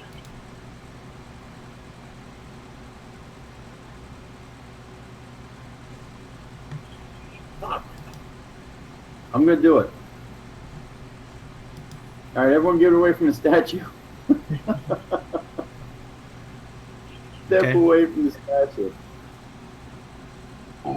Bobby throws the Snitchell throws the last flask of alchemist fire at the statue. Okay. All right, it hits the statue, and like the statue just becomes engulfed in flame, and it's burning, it's burning, it's burning, and if you wait long enough, eventually it'll start to sputter out. All right, while it's burning, Snitchell is going to start jumping on that red disc again. Okay. That happens. You're jumping up and down on the red disc. Bobby starts jumping on it too. Okay. Well, there's only room for one. In Okay. the center of Let's it. they'll take turns. Okay.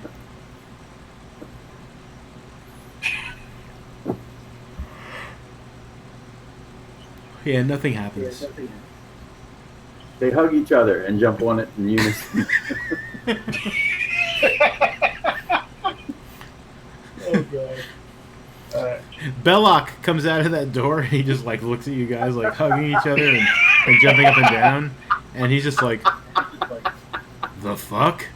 And he just like shakes his head sadly and just like closes the door again. Alright. Yeah, I think we're done here, John. Okay. All right. We're done. We got coin. We got badge. We're good. Yay, coin. All right, so what do you guys do? Let's go through that door. Well, we should have done 30 minutes ago. Okay. Is Snitchel opening the door? No.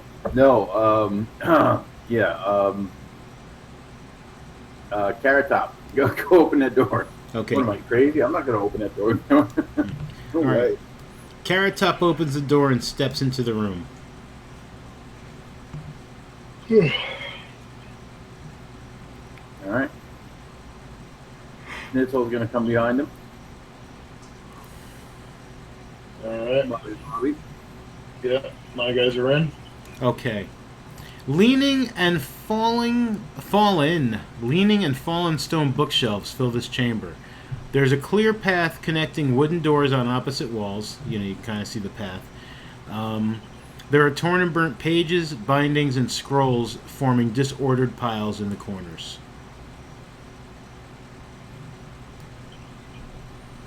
Schnitzel investigates to see if anything's still worth anything. Roll a perception check.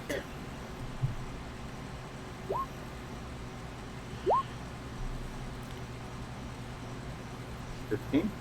Yeah.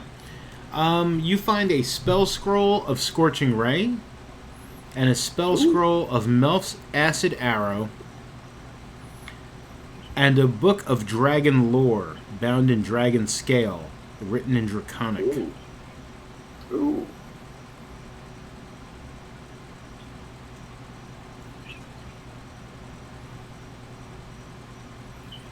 On the cover of the book in the dragon scale, there's like there's a bunch of pictures of different colored dragons, and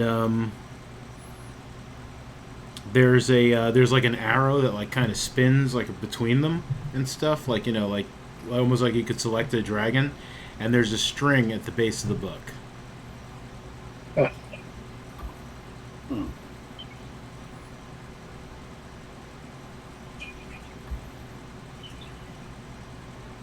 With a little with a little ring, a little metal ring at the bottom of the string. Oh god, it's freaking speak and say. The cow goes. Oh. The red dragon goes. Roar. I investigate the string with the ring on it. Yeah, it looks like you would pull it out of the book cover and stuff. I pull it. Okay, you pull it, and the arrow starts spinning around, and it rests on a blue dragon, and it says, "The blue dragon shoots lightning." It says it in Draconic, though. Right. Say no shit. What did it say? What did it say? Says you're an asshole. Let's go. You don't know me, book. I don't need to talk to you, Jackie. No, it's like a children's book for dragons, I guess. I don't know. It's pretty funny.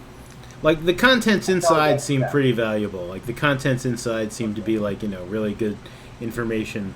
But the cover is for children. because your brother DM has problems.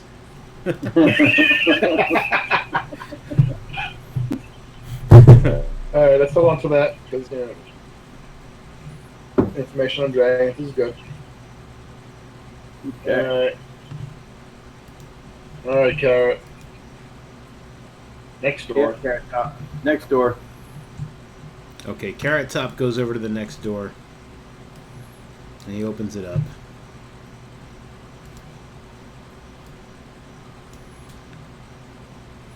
And he steps into the room. Alright, let's follow. Ooh, stairs. Yeah, there's a staircase.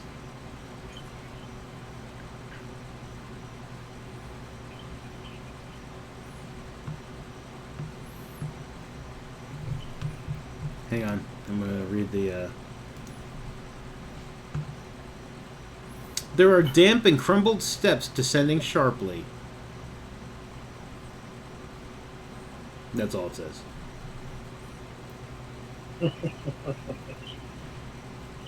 Alright, well, I guess we go down. Okay, put everybody. Well, no, I think everybody's in there except for me. Okay, is everybody here? Yeah. Okay. All right. The steps descend 15 feet. There's an 8-foot high stone corridor, passing about 7 feet below that room that you guys were in before. If your mapping was correct, there's no way to move you there without just like picking you up and moving you there. So I'm going to be moving you guys a little bit to the right. To the right, to the right. No. And you guys can rearrange yourselves in some sort of marching order or something once I have you guys in the little area there. And let me know when you guys... I mean, it's not that far, so as long as you weren't like zoomed in like mad tight. Well, Snitchel is staying behind Carrot Top, no matter what. Bobby feels less squishy, but yeah. Where's Carrot? There's Carrot Top. Okay. All right, so I'll put Carrot Top in the front. Sunny and Cher is bringing up the rear, so you can rearrange the rest of your guys and let me delete them from this end of the corridor. Oh, that's my I should go to bed soon alarm. Oh, I'm gonna hang out. I'm gonna hang out for a few more minutes, of course, obviously. But well, how many more? I don't know. It's going on 1, so I think we might end it shortly and save the big thing for next week. But we'll continue a little further though. Okay. Sounds good. Because if I don't want to get too much further into it, because if I go too far into it, I will definitely be up too late. Because it does got to work in the morning. All right. Come on, Carrot Top. Let's go. Sunny and Cher still bringing up the rear.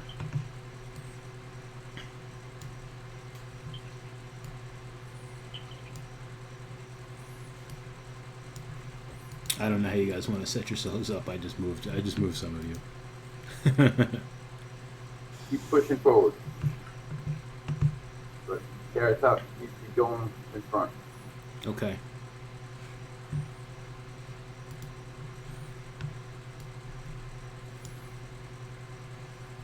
All right. Carrot Top's basically going to keep going until you tell him to stop. Okay.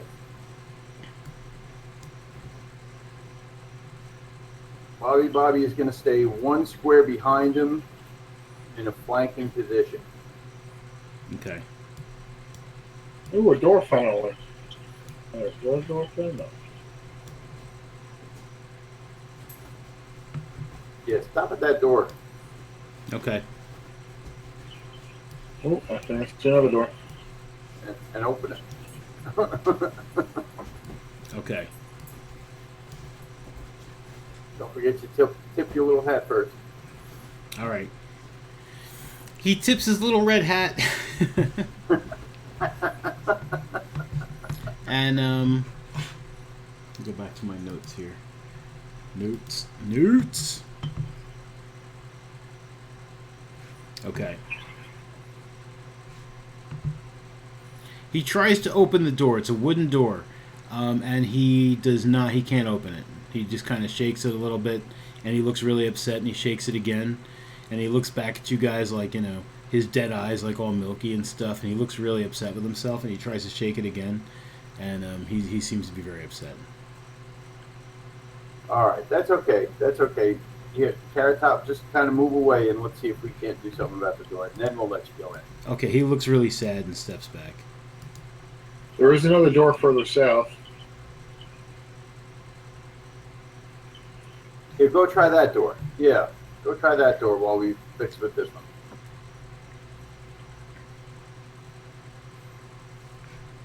Do we have a lock picker? Yeah, I got lots. Where's my rogie? Alright, Alright.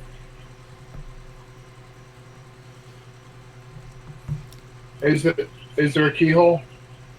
There is a keyhole. Alright. Let's try and pick it. Nice.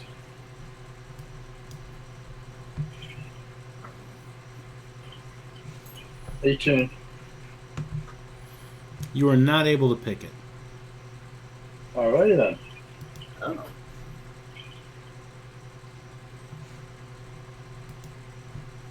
So what's wrong with you? Can't you pick a lock? It's tough. Tough, man. All right, well, let's move down to the next door. It's a double barrel construction.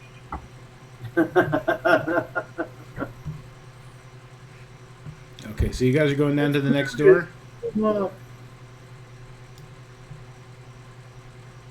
Yeah. Okay.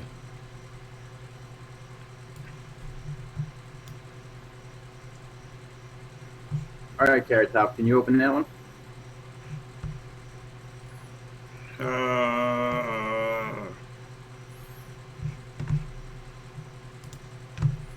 Okay. Carrot Top opens the door.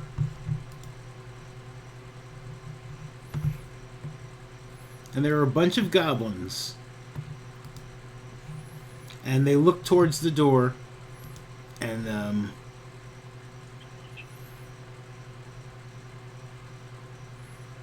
they're like, "Get them!" And that's where we'll end it tonight. There's your cliffhanger. Okay. Because it's going to get big from there, and I don't want to. Like I said, it'll be a bit. So we'll pick it up next week. And next week would probably actually finish Sunless Citadel. So so even if Damien does join us next week, we'll probably do Sunless Citadel, and I will give him Sunny and Cher and Carrot Top. Okay. Now I'm counting on maybe some of those goblins might recognize Carrot Top, and maybe we could, but just put that out there. Well, if we're getting close, these guys are going to be more swayed by Belloc. Yeah, but they don't know we're bad. Well, Sure. all right, maybe. Yeah, I don't know. Well, yeah, they're friends with zombies, so. Crystal Yeah. says, "Awesome and good job, guys." Thank you, Crystal. Danka. Danka, danka, danka.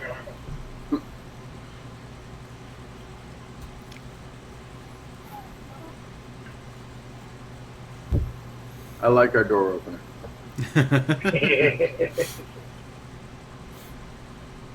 Yeah, I'm glad I let you keep him alive. Well, bring him back to life, even though it wasn't supposed to be 7 days. I allow it. It's much easier to have him open doors on his own than have a guy tied to a chair and throw him through doorways. Yeah.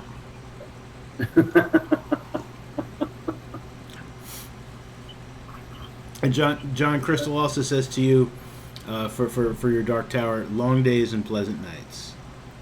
Ah, long days, pleasant nights. Thank you, Si. Yeah, so good job, guys. So I'm gonna retroactively, well, not retroactively, but I'm gonna tell you just because I want to about that tile thing. Because I'm not going to let you go back and like do it now. But if you stood in the center of the tile and read the sentence, let the sorcerer's power illuminate my spirit out loud while standing in the center of the tile, you would have been engulfed in spectral flame harmlessly, and you would have had advantage on charisma checks for 24 hours. Oh. Yeah. Nice. I knew he would tell us to when it was too late. Yeah.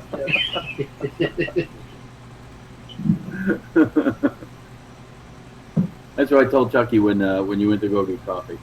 I said, "Oh well, we'll just go on." But he'll tell us later when it's too late to do anything about it. Not that we do too many charisma checks, so. Yeah, it's like it wouldn't have mattered much. Yeah. I had to reread the thing really quick because when you had what's his name standing in it, Carrot Top, I thought it would have been really funny if you read it. And actually, if you had him in the middle of it and then read the thing aloud, I probably would have just let it work on him, so that your bugbear zombie would have had advantage on his charisma checks.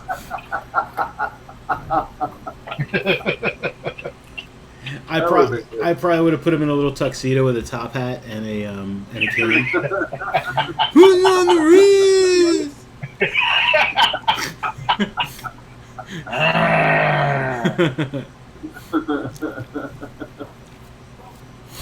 Oh goodness. Crystal, if you're still watching, while I still have the stream going, how does it sound? Because I'm not listening to it because I have to turn the volume down, otherwise I get terrible echo.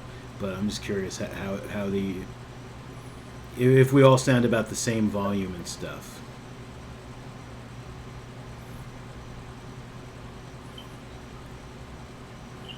Hopefully I've solved my my sound issues. Like I said, luckily my Saturday game that I'm podcasting, one of the players is also streaming it. So when I realized that my stream from Saturday's game was terrible, like the volume, it would take a lot of fixing, I listened to hers and hers sounded pretty good, so I downloaded her video so that I could rip the audio out of it. I was like, well, thank God she's doing it. Because, man, that audio was horrible. I feel like a tool because I haven't put my headset in because I hate wearing a headset. Cool, thank you. That's why it's got some feedback? Issue any if I do that? Yeah, there was a very little bit of feedback from you, John, but it was not bad. It wasn't much. It was fine. Okay. Yeah, it wasn't like how sometimes, like when we get the big feedback. Okay. So this was a little better, but you're still getting it? Yeah, a little bit, but Okay. but sorry. No, it's fine. It's fine. And like I said, it wasn't bad at all. Like it didn't, like sometimes when it's bad, I'm just like, who's not wearing headphones? And I didn't feel the need to do that. Very rarely, I would hear, I'd hear myself and I'd be like, oh, okay. But like I said, it wasn't bad. Okay. And Crystal says it sounded great, so good. I seem to have solved my audio issues. Yeah. Hooray! And I think part of it was like some of the extra audio I had feeding into it, maybe, which I stripped out, which was good, and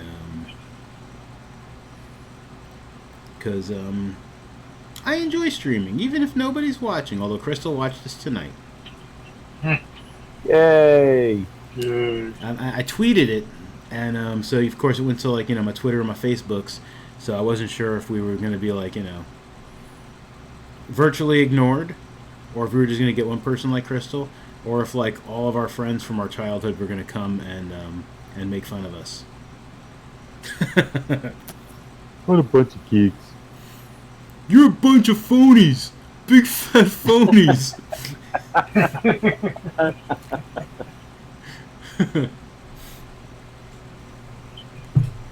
You're just making up the rules as you go along when you feel like it, you big fat phony.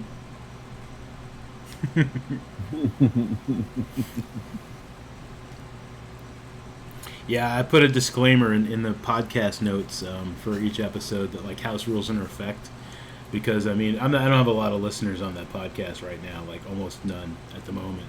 But if people do listen, especially strangers, I don't want them being like, you're not supposed to. It's just like, dude, I just do what I do. Yeah. Sometimes I'll come back to rules later. Like I'll just to move things along. I'll just be like, all right, yeah, no, that works. And then the next week I might be like, all right, listen, that thing I said worked. Yeah, no, it shouldn't have worked. So don't expect it to work again. I don't. If I can help it, I don't want to look at the books at all. Right. I have enough basic understanding of the rules that occasionally I might need to fudge something, but yeah. Cool. And you guys should listen to the podcast when you have some time. Episode 2 is a lot shorter than episode 1. Episode 1 was long. It was a long fight. It'd be good if you have a long drive ahead of you, John, because the fight was pretty funny. Okay. It was a little. Okay. It was humorous, but I mean, if you're just sitting there, just trying to listen to something, yeah, maybe the first episode isn't great because not episode 0, but episode 1. Episode 1 was a long fight. It was 2 hours of. It was 2 hours of fighting, but again, I mean, it was entertaining. It was if I had to listen to a 2-hour combat encounter, that's one of the ones I would listen to. Right. Because these guys are pretty funny. They're funny. They're fun. Excellent. But the other 2 episodes from this thing are shorter because, there wasn't a big long fight. And,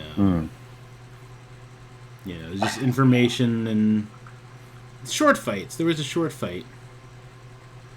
And the cleric, lost her shit, which I love.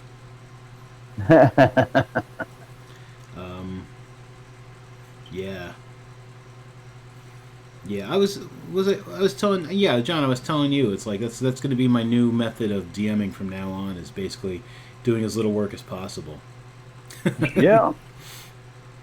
It's if you got some good players, and generally I do. I mean, I would trust you guys to just give me, your own, create your own fucking saving throws. These people create their own saving throws. I'm just all right, you're insane now. You're having hallucinations.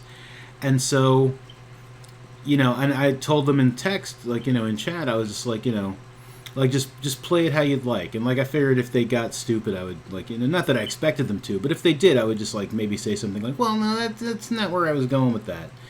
But the one character was having hallucinations, and she just told me she thought she was back in the fighting pits, where she was young, and she was yelling stuff at imaginary people. And when other people were trying to reason with her, she would just roll a saving throw, and she'd be like, "All right, I know who that person is. I don't know who that person is." And she was a ranger. She's a Beastmaster ranger, and she had a she had a panther, and she rolled a saving throw to see if she recognized her panther, but nope, she thought it was a monster in the fighting pit, and yeah, she wound up killing her panther. Aww. Yeah. And I was like, yeah, I mean, rock on. I mean, not that I was happy that she killed her panther, but it's she just made up her own saving throws. The cleric does that too sometimes, because she's got some serious baggage. So every now and then when something bad happens, she will occasionally roll a saving throw to see whether or not she just retreats within herself, or if she's able to manage. Especially if her familiar gets killed. She has this owl familiar, but since it's only an owl, I mean, it's got 1 hit point, so it's died 4 times. I mean, luckily she can get it back in an hour, doing a find familiar spell, but yeah, it's died 4 times.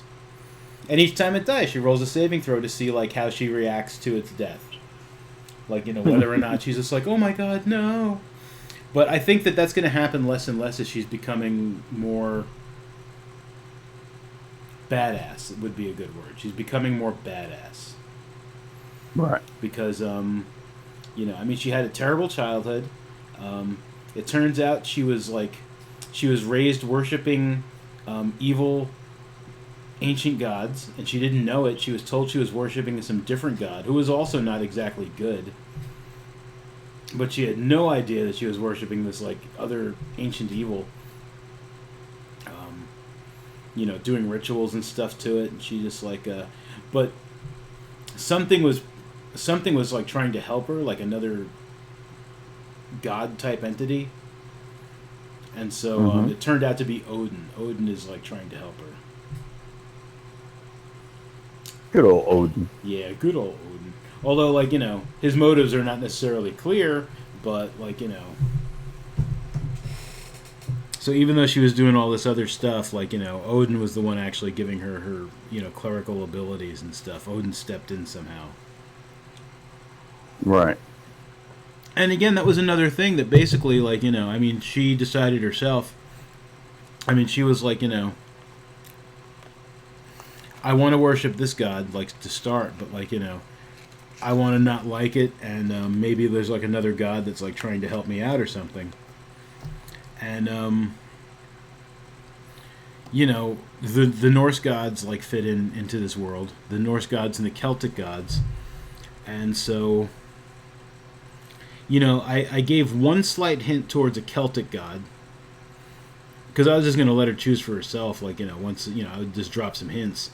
And I gave a hint towards Odin, and she kind of took the Odin one and ran with it. And then eventually I just asked her, I said, so, like, is Odin going to be your god now? And she's like, oh, yeah. I was like, okay, cool. Because, she was just asking a lot of questions. Like, she was finding other worshippers of Odin and being like, so tell me more about Odin. And they'd be like, oh, well, Odin's cool. He's kind of crazy, and he's got things going on, and she was like, So I was just like, I'm not sure if she's just trying to get some more information about Odin, or if she's like if that's the way she's going. So yeah, eventually, in in chat, I was just like, is this where you're going? And she's like, yeah. And I was like, okay, cool, that's fine, that's good. But it's the last session was a lot of was mostly role play. I threw in a fight. We had a guest. One of the players had a friend who's going away on a boat. He's in the Navy. He's going off on a boat, and she was going to play with him like the day before our game, but something fell through. So she asked if he could like be a guest, and I was like, yeah, sure. So I threw in an early fight for him so that because I was mostly planning on just story stuff, and I was like, well, this kid, he probably wants a fight, so I'll throw in a fight. Because I had a fight geared up towards the end, but, yeah. And then so we're going to play Sunday, right, John? Yeah. Yeah, cool. Yep. We got out of having to go to Charlotte. Peter's actually coming here with that mattress and bed set. So he's coming here. So you may have to pause a little bit on Sunday when he gets here, but we don't have to make the trip out there. Cool.